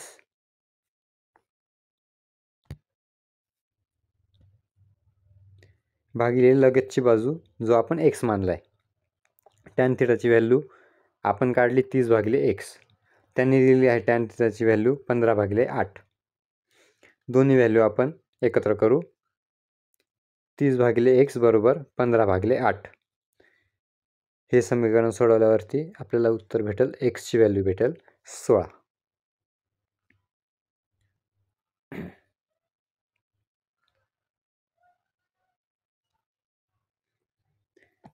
पुढे आहे डेटा सेटचा मोड आणि मध्यक अनुक्रमे 28.4 आणि 88 आहे. डेटा सेटचा मध्यक किती आहे? अनुभवजन्य सूत्र वापरा सांगितलेलं आहे. याच्यासाठी सूत्र आहे मोड बरोबर 3 गुणिले मध्यक वजा 2 गुणिले मध्य. हे स्टँडर्ड सूत्र आहे. आपल्याला फक्त सूत्रामध्ये व्हॅल्यू टाकायच्या आहेत. मोडची व्हॅल्यू दिली 28.4, मध्यकची व्हॅल्यू आहे 88, मध्यची व्हॅल्यू आपल्याला काढायची आहे. सूत्रामध्ये व्हॅल्यू टाकल्या. 2 मध्य बरोबर 264 वजा 28.4 येईल. 264 88 गुणिले 3 केल्यावर येत आहे 264. पुढे येईल 2 मध्य बरोबर 264 मधून 28.4 गेले, 235.6 आले. मध्य काढायचं आहे आपल्याला. 235.6 भागिले 2 केलं का आपलं उत्तर येतं आहे 117.8. 117.8 हे आपल्या प्रश्नाचं उत्तर झालं. खालीलपैकी कोणते डेस्कटॉप संगणकावर सामान्यतः वापरल्या जाणाऱ्या ऑपरेटिंग सिस्टमचे उदाहरण आहे? याचं उत्तर आहे विंडोज 10. बाकीचे दिलेले आहे मायक्रोसॉफ्ट वर्ड, क्रोम आणि ॲडोब फोटोशॉप, हे सर्व सॉफ्टवेअर आहेत.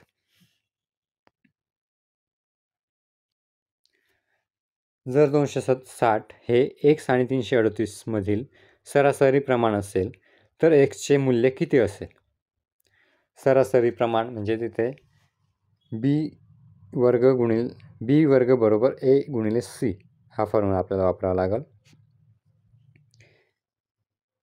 इथे येईल b ची व्हॅल्यू येईल 260, a आणि c ची व्हॅल्यू आपल्याला x आणि 338 दिलेली. सूत्रामध्ये सर्व किमती टाकल्यावरती 260चा स्क्वेअर बरोबर x गुणिले 338. 260चा स्क्वेअर आला 67,600 बरोबर 338 एक्सची व्हॅल्यू काढायला 67,600 भागिले 338. एक्सची व्हॅल्यू भेटेल आपल्याला 200. 200 झालं आपल्या प्रश्नाचं उत्तर.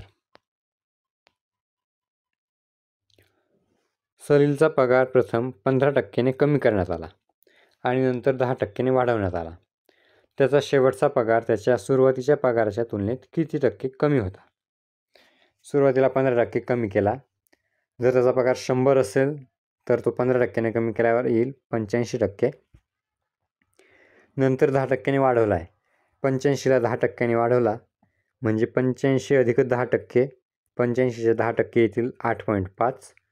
85 अधिक 8.5 वाढवल्यानंतर त्याचा पगार येईल 93.5%. सुरुवातीला त्याचा पगार जर 100 असेल आणि नंतर त्याचा पगार झाला 93.5%, तर दोन्ही पगारामध्ये फरक किती ते विचारलं आपल्याला.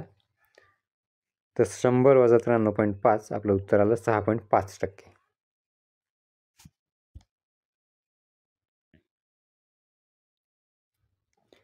पुढे जर अधिकचा अर्थ वजा, वजाचा अर्थ गुणिले, गुणिलेचा अर्थ भागिले आणि भागिलेचा अर्थ अधिक असेल तर प्रश्नचिन्हाच्या जागी काय येईल? 32 भागिले 14 अधिक 16 वजा 8 गुणिले 4. इथे आपण चिन्ह चेंज करायचं आहे. समीकरण बनेल 32 अधिक 14 वजा 16 गुणिले 8 भागिले 4. समीकरण सोडवल्यावरती याचं फायनल आन्सर येईल 14.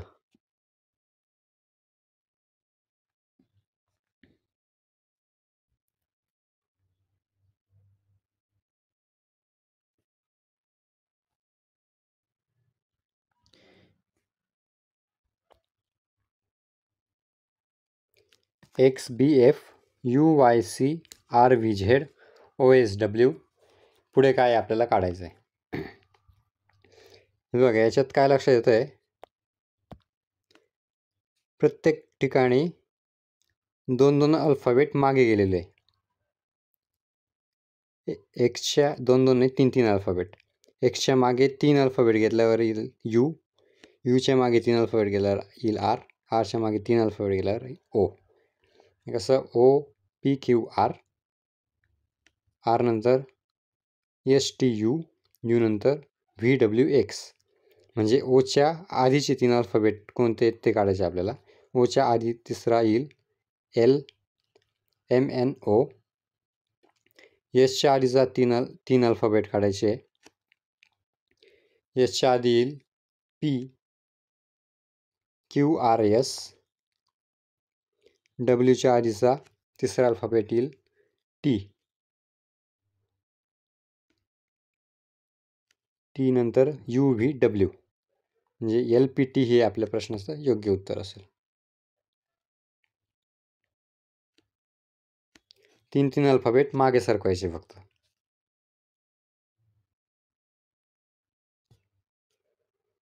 भारत सरकारने सुरू केलेल्या स्मार्ट सिटीज मिशन अंतर्गत सुरुवातीला किती शहरांचा समावेश करण्यात आला होता? उत्तर आहे 100. कोणत्या शहरी स्थानिक स्वराज्य संस्थेकडून पथदिवे आणि ड्रेनेज सारख्या मर्यादित नगरपालिका कार्यांसह लहान शहरांचे व्यवस्थापन केले जाते? याचं उत्तर आहे नगर क्षेत्र समिती. दक्षिण भारतीय मंदिर स्थापत्यशास्त्रात गर्भगृहाच्या वर बांधलेल्या पायऱ्या किंवा पिरॅमिडल रचनेचे नाव काय आहे? याचं उत्तर आहे विमान.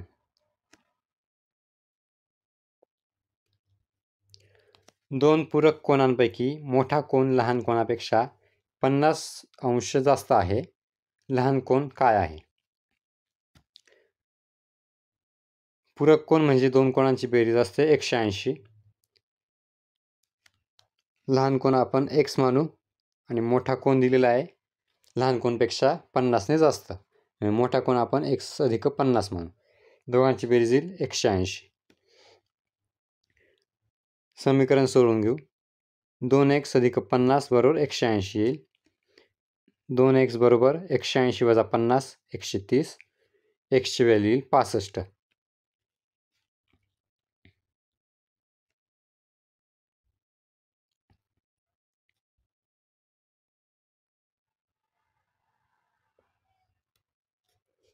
इंग्रजी वर्णक्रमानुसार फार्म हा CXOJ शी एका विशिष्ट प्रकारे संबंधित आहे. त्याचप्रमाणे फ्रेश हा COBPE शी संबंधित आहे. त्याच तर्कानुसार रिच हा कोणत्या पर्यायाशी संबंधित आहे? इथे जर व्यवस्थित बघितलं तर प्रत्येक अल्फाबेटमधून 3-3ने मागे गेलेले. फार्ममध्ये मागचे अल्फाबेट घेतले तर Fच्या मागे तिसरा अल्फाबेट येईल C, Aच्या मागे तिसरा अल्फाबेट येईल X, Rच्या मागे तिसरा अल्फाबेट येईल O, Mच्या मागचा तिसरा अल्फाबेट J. तसंच आता रिच शब्दाचं करायचं आपल्याला. रिचच्या मागे Rचा मागचा तिसरा अल्फाबेट O, Iच्या मागचा तिसरा अल्फाबेट F, Cच्या मागचा तिसरा अल्फाबेट Z, Hच्या मागचा तिसरा अल्फाबेट E. म्हणजे OFZE हे झालं आपल्या प्रश्नाचं योग्य उत्तर. 3-3 अल्फाबेट मागे सरकवायचे.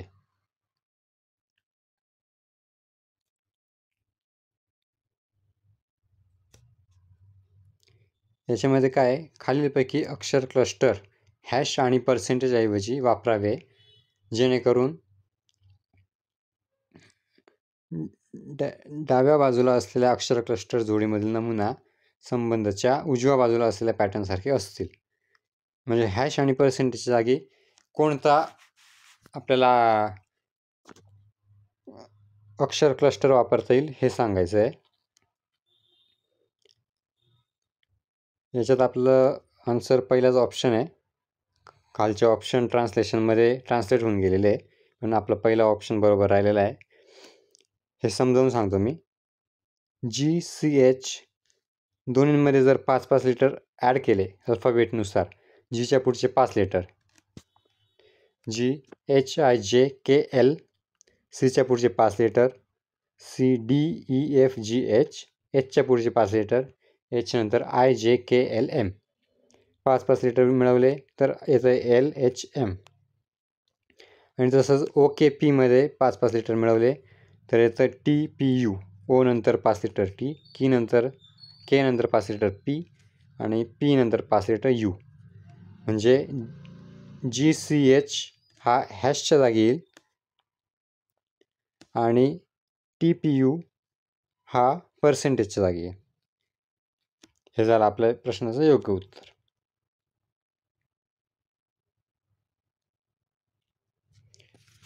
पुढे दिशादर्शन. फर्डिन बिंदू A पासून सुरुवात करतो आणि पश्चिमेकडे 13 किलोमीटर चालतो. तुम्हाला दिशा कळत असतील असं मी गृहीत धरतो. तरी पण जर कोणाला दिशा समजायला त्रास होत असेल तर त्यासाठी मी एक आकृती काढलेली आहे उजव्या बाजूला. उत्तर, पूर्व, दक्षिण, पश्चिम बघून घ्या. प्रश्नानुसार जाऊ. फर्डिन बिंदू A पासून सुरुवात करतो. हा आहे A बिंदू आणि पश्चिमेकडे 13 किलोमीटर जातो. पश्चिमेकडे 13 किलोमीटर गेलेला आहे. त्यानंतर तो डावीकडे वळतो 7 किलोमीटर चालतो. डावीकडे वळाला 7 किलोमीटर चालला. परत पुढे उजवीकडे वळाला आणि 6 किलोमीटर चालला. त्याच्या उजवीकडे वळाला 6 किलोमीटर चालला आणि त्यानंतर तो परत डावीकडे वळतो आणि 8 किलोमीटर चालतो. परत त्याच्या डावीकडे वळून 8 किलोमीटर गेला. शेवटचा तो डावीकडे वळतो. परत तो डावीकडे वळतो त्याच्या आणि 19 किलोमीटर चालतो. शेवटी तो 19 किलोमीटर चालतोय.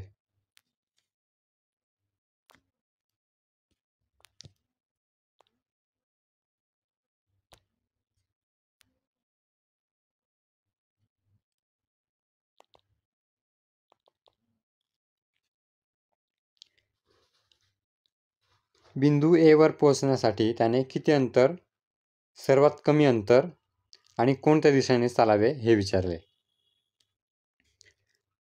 आता तो पी बिंदूवरती आहे. पी वरून त्याला जायचं आहे ए कडे.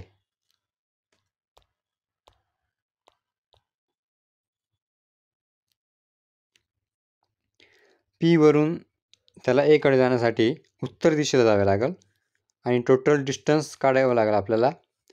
तो किती खाली आलेला आहे, 7 आणि 8. हे 7 आणि हे 8. 8 आणि 7 15 किलोमीटर तो खाली आलेला आहे. म्हणजे त्याला आता उत्तरेकडे 15 किलोमीटर जावं लागेल स्ट्रेट. 15 किलोमीटर उत्तरेस. हे झालं आपल्या प्रश्नाचं योग्य उत्तर.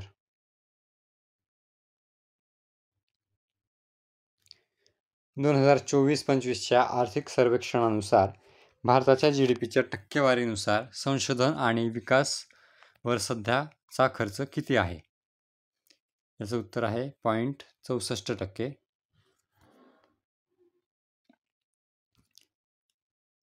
खालीलपैकी कोणते रासायनिक बदलाचे उदाहरण आहे? याचं उत्तर आहे लाकूड जाळणे. खालीलपैकी कोणते घटक सेंट्रल प्रोसेसिंग युनिट म्हणजे CPUचा भाग नाहीत पाहिजे इथे.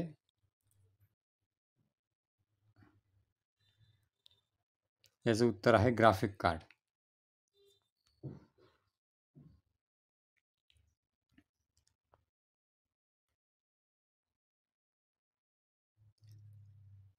खाली दिलेल्या 5 3 अंकी संख्यांवर आधारित प्रश्न आहे. 5 संख्या दिलेल्या आहेत. त्यात विचारलं आहे सर्वात मोठ्या संख्येचा दुसरा अंक सर्वात कमी संख्येच्या तिसऱ्या अंकात जोडला तर काय परिणाम होईल? सर्वात मोठ्या संख्येचा दुसरा अंक, सर्वात मोठी संख्या आहे 733. त्याचा दुसरा अंक 3. सर्वात कमी संख्येच्या तिसऱ्या अंकात जोडला. सर्वात कमी संख्या आहे सर्वात मोठी संख्या चुकली आपली. सर्वात मोठी संख्या 902 आहे. त्यातला दुसरा अंक म्हणजे 0.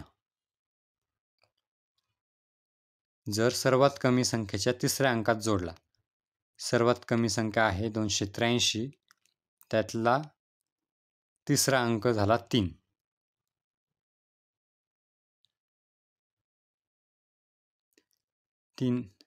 मध्ये जोडला तर काय परिणाम होईल? म्हणजे 0 आणि 3ची बेरीज करायची आपल्याला. याचं उत्तर येईल 3. ऑप्शन क्रमांक 4.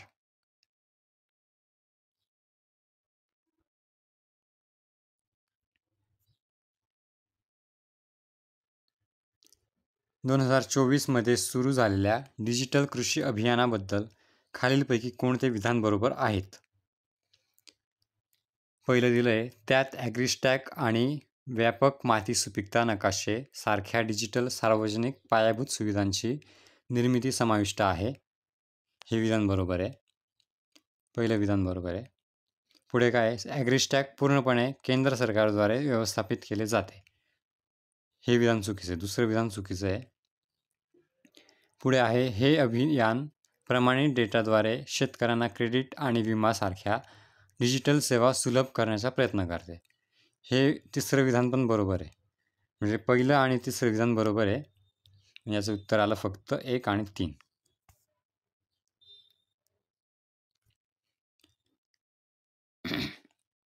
नोव्हेंबर 2024 खालीलपैकी कोणी भारताच्या नियंत्रक जनरलचा पदभार स्वीकारला?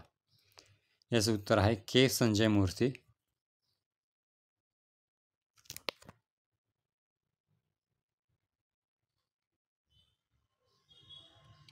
एका विक्रेत्याने 7 इथे ट्रान्सलेशन मिस्टेक आहे. 7 लिंबू 1 रुपयांना विकत घेतले असे.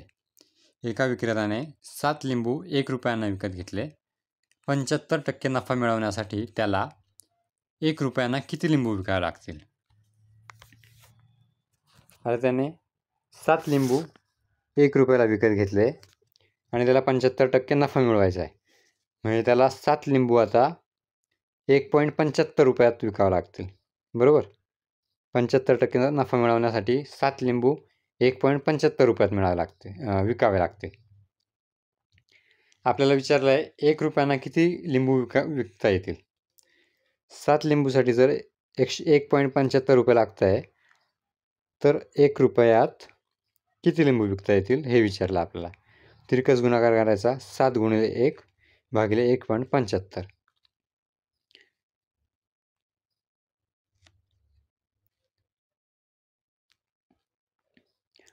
पॉईंटमध्ये जेव्हा असतं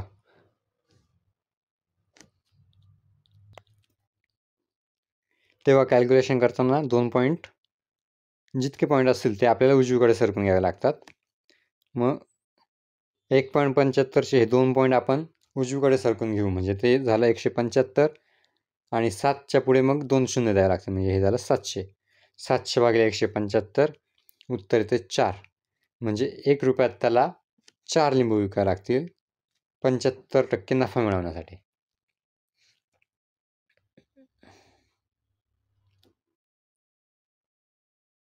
संगणक प्रणालीमध्ये व्हर्च्युअल मेमरीचा प्राथमिक उद्देश काय आहे? याचं उत्तर आहे डिस्क स्पेस वापरून रॅम क्षमता वाढवणे. नोव्हेंबर 2024मध्ये दुग्ध क्रांतीतील भारताच्या योगदानाचा सन्मान करण्यासाठी कोणता दिवस साजरा करण्यात आला? याचं उत्तर आहे राष्ट्रीय दूध दिवस. याचं ट्रान्सलेशन आहे नॅशनल मिल्क डे.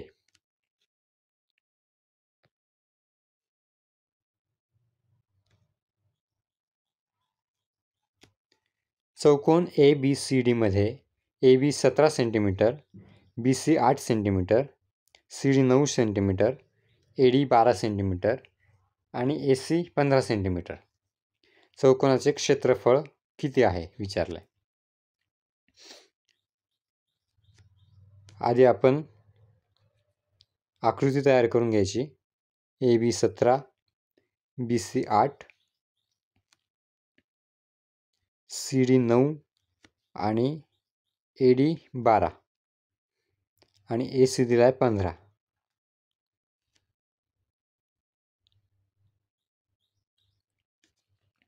ही आपली आकृती तयार झाली. याच्यामध्ये AC 15 दिला आहे, म्हणजे इथे पायथागोरसच्या थेरमनुसार बघितलं तर कोन ACB हा काटकोन येईल. कोन ACB हा येईल काटकोन. कसा ते लक्षात घ्या. AC दिली 15 आणि BCची व्हॅल्यू दिली 8. पायथागोरस थेरमनुसार जर बघितलं तर 15चा वर्ग अधिक 8चा वर्ग तो येतोय 17चा वर्ग.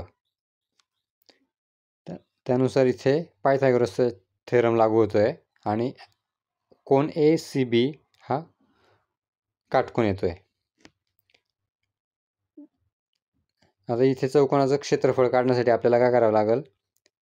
त्रिकोण ABC आणि त्रिकोण ACD ह्या 2 त्रिकोणांचे क्षेत्रफळ काढावे लागते. मग त्रिकोण ABCचं क्षेत्रफळ काढण्यासाठी त्रिकोणाचं क्षेत्रफळाचा फॉर्म्युला काय? 1/2 गुणिले पाया गुणिले उंची. त्रिकोण ABCचा पाया झाला 8 आणि उंची झाली 15. मग 1/2 गुणिले 8 गुणिले 15 त्रिकोण ABCचं क्षेत्रफळ आलं 60. पुढे त्रिकोण ACDचं क्षेत्रफळ काढून घेऊ. ACD मध्ये आपल्याला पाया भेटेल 9 आणि उंची आहे 12. त्यानुसार 1/2 गुणिले 9 गुणिले 12 त्रिकोण ACDचं क्षेत्रफळ येईल 54. आता ह्या दोन्ही त्रिकोणांच्या क्षेत्रफळांची बेरीज केली तर आपल्याला एकूण चौकोनाचं क्षेत्रफळ भेटेल. 60 अधिक 54 दोन्ही त्रिकोणांची क्षेत्रफळाची बेरीज 114 सेंटीमीटर स्क्वेअर. हे झालं चौकोनाचं क्षेत्रफळ. चौकोन ABCDचं क्षेत्रफळ एकूण 114 सेंटीमीटर स्क्वेअर.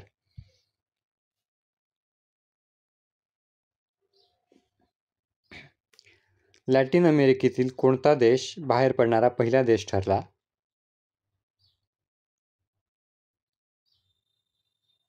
इथे ट्रान्सलेशन मिस्टेक झालेली आहे काहीतरी. 2025 मध्ये चीनचा belt and road initiative.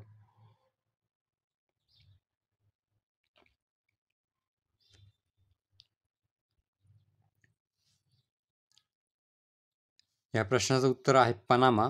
Translation mistake आहे थोडीशी, थोडंफार समजून घ्या.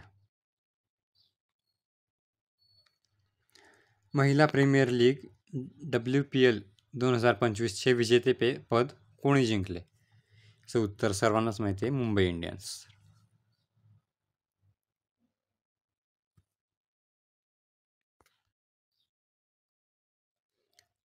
संघीय वादांमध्ये सर्वोच्च न्यायालयाच्या मूळ अधिकार क्षेत्र आणि त्याच्या रीट अधिकार क्षेत्रात काय फरक आहे? याचं उत्तर आहे, संघीय वादाचे अधिकार क्षेत्र केवळ सर्वोच्च न्यायालयापुरतेच मर्यादित आहे, तर रीटचे अधिकार क्षेत्र उच्च न्यायालयांसोबतच आहे.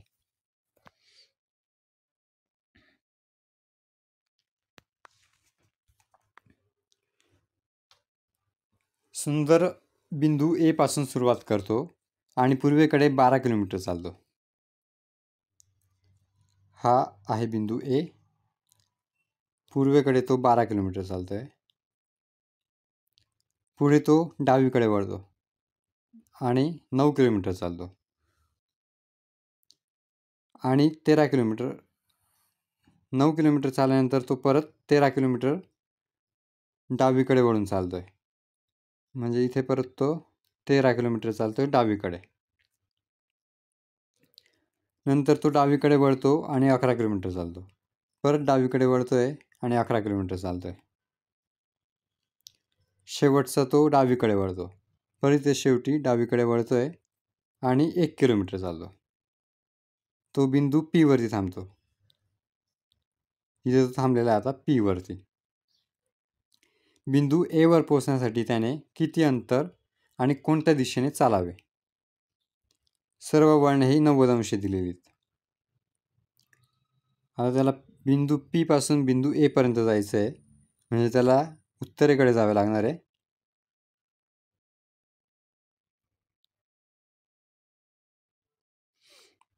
आणि P आणि A मधलं अंतर किती आहे? तर टोटल 11. हे 11 आणि हे 9. 11 मधून 9 वजा करावे लागतील. 2 किलोमीटर त्याला उत्तरेकडे चालावं लागेल. म्हणजे याचं उत्तर आहे उत्तरेस 2 किलोमीटर.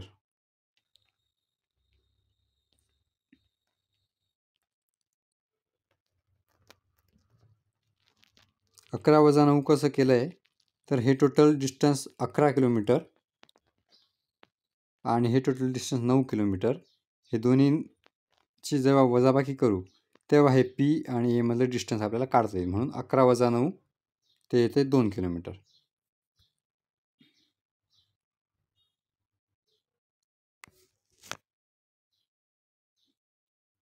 वनस्पतीच्या मुळांमधील कोणती संरचनात्मक कार्यात्मक समस्या वायूच्या देवाणघेवाणीत अडथळा आणेल, परंतु पाण्याच्या शोषणावर लक्षणीय परिणाम करणार नाही?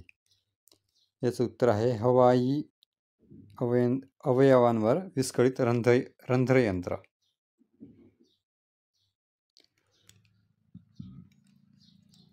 पुढे विचारलं आहे प्रश्नचिन्हाच्या जागी काय एवढंच विचारलेलं आहे. अगदी सोपं आहे, पूर्ण बघायची पण गरज नाही आहे. 5 सेकंदात उत्तर आहे. 4, 4, 8, 12, 16. 4 4ने वाढत जात आहे. म्हणजे पुढचा ऑप्शन येईल 20.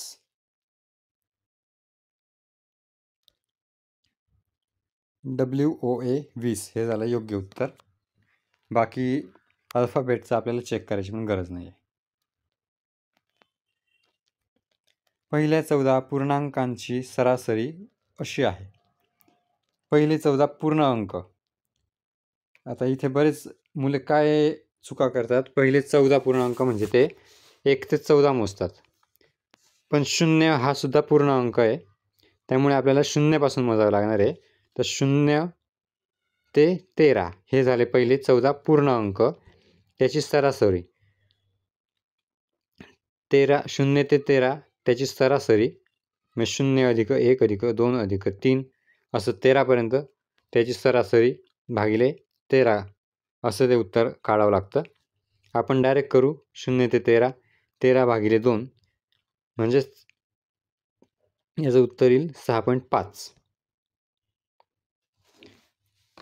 0 ते 13ची सरासरी म्हणजे आपल्याला थोडक्यात 0 ते 13ची मधली संख्या काढायची आहे. त्यासाठी आपल्याला 13 भागिले 2 केलं तरी 6.5 हे उत्तर येत आहे. ते आपल्या प्रश्नाचं योग्य उत्तर आहे. एका विशिष्ट रकमेवर 2 वर्षासाठी वार्षिक 16% दराने मिळणारे साधे व्याज आणि चक्रवाढ व्याज यातील फरक 797 आहे. बेरीज शोधा. बेरीज नाही, इथे आपल्याला प्रिन्सिपल अमाऊंट म्हणजेच मुद्दल शोधा विचारलेलं आहे. मुद्दल आपल्याला काढायची आहे. इथे सूत्र वापरलेलं आहे चक्रवाढ व्याज वजा सरळ व्याज बरोबर P गुणिले R भागिले 100 रेस टू T. P म्हणजे मुद्दल, R म्हणजे रेट ऑफ इंटरेस्ट आणि T म्हणजे कालावधी. चक्रवाढ व्याज आणि सरळ व्याजातला फरक सांगितलेला आहे आपल्याला 797. P आपल्याला काढायचं आहे. R ची व्हॅल्यू येईल 16%ने व्याजदर म्हणून R ची व्हॅल्यू 16 भागिले 100. T म्हणजे टाईम 2 वर्षासाठीचं आपल्याला काढायचं आहे. P ची व्हॅल्यू 797 बरोबर P गुणिले 16चा वर्ग 256 100चा वर्ग 1000. पुढे सोडवल्यावरती P ची व्हॅल्यू मिळते आपल्याला 31,132 गुणिले 81. आता याचं राऊंड फिगर करून घ्यायचं. 31,132.81 म्हटल्यावर राऊंड फिगर येईल 31,133. हे झालं आपल्या प्रश्नाचं उत्तर. प्रिन्सिपल अमाऊंट म्हणजेच मुद्दल आहे 31,133. जर गोलाचा व्यास 98 सेंटीमीटर आहे, त्याचे पृष्ठभागाचे क्षेत्रफळ शोधा. गोलाचे क्षेत्रफळाचा फॉर्म्युला आहे 4πr² म्हणजे 4πr वर्ग. R म्हणजे गोलाची त्रिज्या. फॉर्म्युलामध्ये किंमती टाका. 4 गुणिले 22/7 गुणिले R 49. व्यास दिलं आहे 98 म्हटल्यावर त्रिज्या येईल 49. 49 गुणिले 49 म्हणजे Rचा स्क्वेअर. किंमती टाकल्या. हे सोडवल्यानंतर उत्तर येतं आहे आपलं 30,184. इथे जर सोडवायला गेलं तर गिचमीड होईल, म्हणून मी ते सुटसुटीत ठेवलेलं आहे. तुम्ही हे कॅल्क्युलेशन करून बघा आणि कॅल्क्युलेशनची प्रॅक्टिस करा.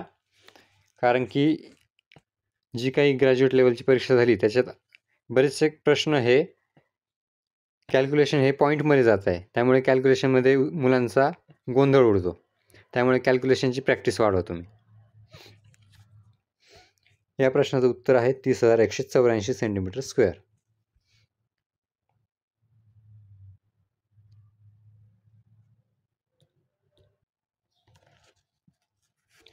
कीबोर्ड वापरून डायलॉग बॉक्स किंवा मेनूमधील पर्यायांमधून नेव्हिगेट करताना टॅब कीचे प्राथमिक कार्य काय आहे? याचं उत्तर आहे पुढील उपलब्ध पर्याय किंवा नियंत्रणाकडे लक्ष केंद्रित करण्यासाठी. कोणत्या प्रकारचे गौण न्यायालय प्रामुख्याने मालमत्तेच्या मालकी आणि करारांशी संबंधित वाद हाताळते? याचं उत्तर आहे दिवाणी न्यायालय म्हणजे सिव्हिल कोर्ट्स. काही काही प्रश्न असे असतात जे इंग्लिशमधून कळतील पण मराठीतून कळणार नाही.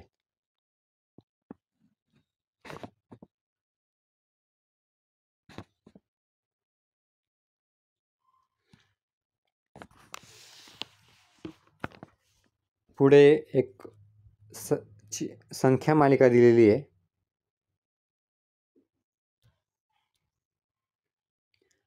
आणि पुढे विचारलंय अशा किती संख्या आहेत ज्यांच्या आधी लगेच चिन्ह आहेत आणि त्यानंतर लगेच चिन्ह आहेत. आता हे तुम्हाला दाखवण्यासाठी मी झूम करतो इथे.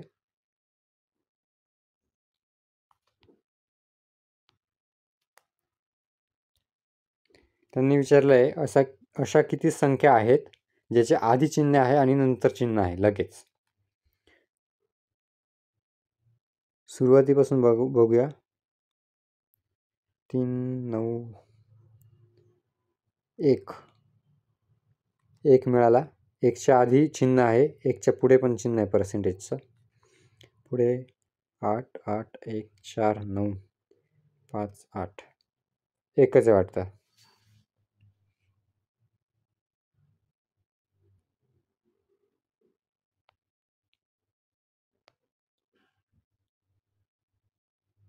पूर्ण संख्या मालिकेमध्ये एवढं या एकाच ठिकाणी आलेलं आहे की जिथे संख्येच्या आधी पण चिन्ह आहे आणि नंतर पण चिन्ह आहे. त्यामुळे याचं उत्तर येईल 1.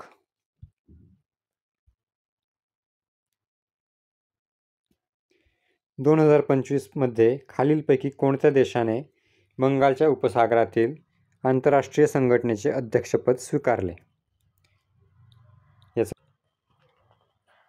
याचं उत्तर आहे बांगलादेश.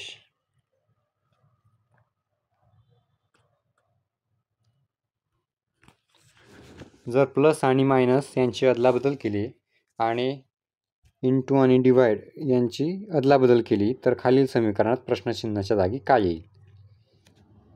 अधिक आणि वजाची अदलाबदल आणि गुणिले आणि भागिलेची अदलाबदल करायची.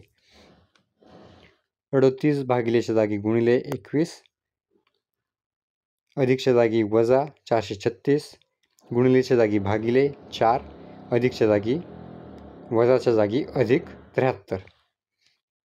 ही चिन्हे टाकायची. पुढे जे काही समीकरण तयार होते ते सोडवायचं.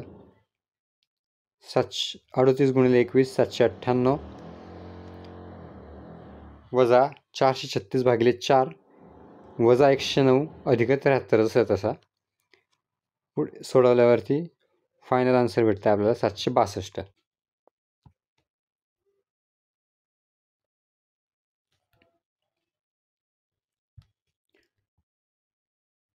समीकरण दिलेली आहे त्याची किंमत काय आहे एवढंच विचारलेलं आहे. 3 भागिले 8 अधिक 1 भागिले 8 अधिक 5/16 अधिक 2/8 वजा 2. आता इथे सर्वात आधी छेद समान करून घेऊ आपण. जिथे जिथे भागिले 8 आहे, छेदस्थानी 8 आहे, तिथे आपण सर्व ठिकाणी 16 करून घेऊ. 3/8ला छेद 16 करण्यासाठी 2 ने गुणावं लागेल. हे येईल 6/16. 1/8ला 2 ने गुणल्यावर येईल 2/16. 5/16 तसं ठेवू. 2/8ला 2 ने गुणल्यावर येईल 4/16. पुढे वजा 2 तसल्या तसा. छेद समान झाल्यावरती 6 अधिक 2 अधिक 5 अधिक 4 हे झालं 17/16 वजा 2 तसल्या तसा. आता 17/16 वजा 2 हे सोडवण्यासाठी आपल्याला आता परत 2चा छेद समान करून घ्यावा लागेल. छेद समान करण्यासाठी परत 2ला 16 ने गुणावं लागेल. 17/16 वजा 32/16 येईल. ते 17 वजा 32 येतं आहे वजा 15 भागिले छेद 16 तसलं तसा. म्हणजे याचं उत्तर येईल वजा 15 भागिले 16 किंवा वजा 15/16.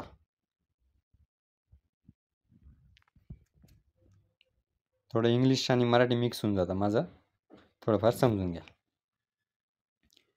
कोणत्या वर्षीच्या दूरसंचार धोरणाअंतर्गत भारतीय दूरसंचार क्षेत्राचे उदारीकरण करण्यात आले? याचं उत्तर आहे 1994.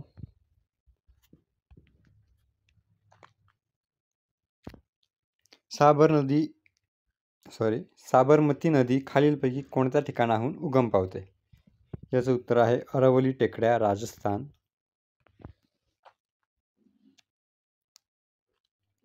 जर 7.5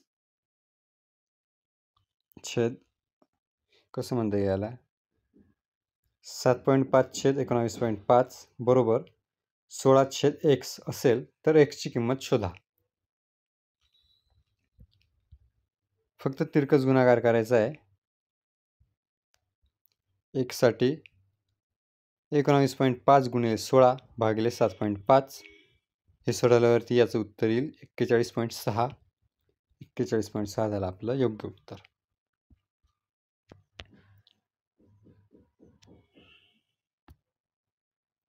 जर 5, 2, 1, 7, 6, 4, 3 या संख्येतील प्रत्येक सम अंकात 2 आणि विषम अंकात 2 जोडले तर अशा प्रकारे तयार होणाऱ्या नवीन संख्येतील डावीकडून पहिल्या अंकाची आणि उजवीकडून पहिल्या अंकाची बेरीज किती होईल?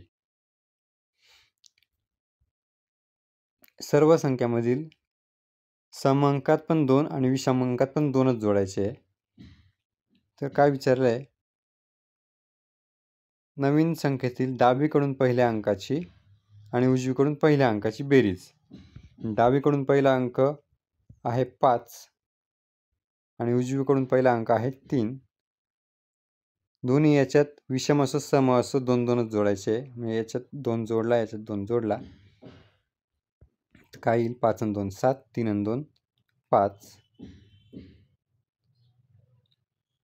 नवीन संख्येतील पहिल्या अंकाची आणि उजवीकडून पहिल्या अंकाची बेरीज म्हणजे 7 आणि 5ची बेरीज आपल्याला विचारलेली आहे. 7 आणि 5 होता 12. विद्यार्थी मित्रांनो, इतर यूट्यूबर सारखं मी तुम्हाला बोलबच्चन देणार नाही आहे की माझ्या चॅनलला सबस्क्राईब करून घ्या म्हणजे व्हिडिओ तुमच्यापर्यंत लवकर पोहोचेल वगैरे वगैरे.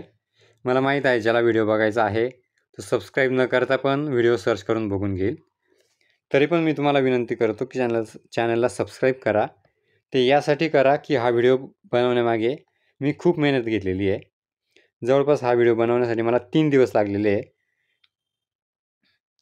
सर्व प्रश्न मराठी ट्रान्सलेट करायला, त्यानंतर सर्व प्रश्नांची PDF जनरेट करायला, PDF मध्ये सोल्युशन ॲड करायला आणि नंतर आज हा व्हिडिओ बनवायला टोटल मला जवळपास 3 दिवस मेहनत घेतल्यानंतर हा व्हिडिओ मी बनवलेला आहे. त्यामुळे तुम्हाला विनंती करतो आहे की तुम्ही चॅनलला सबस्क्राईब नक्की करा. चॅनलला सबस्क्राईब करायला 1 सेकंद पण लागणार नाही आणि पैसे पण लागणार नाही. पण तुमच्या एका सबस्क्राईबमुळे माझे चॅनल लवकरात लवकर मॉनिटाईज होईल आणि जेणेकरून मला पण मोटिवेशन मिळेल. त्यामुळे तुम्हाला विनंती आहे की चॅनलला सबस्क्राईब नक्की करून घ्या.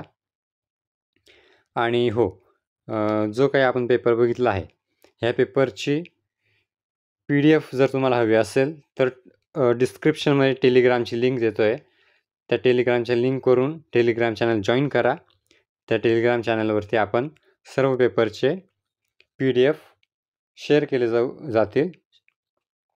टेलिग्राम चॅनलला जॉईन करा आणि चॅनलला सबस्क्राईब नक्की करा. धन्यवाद.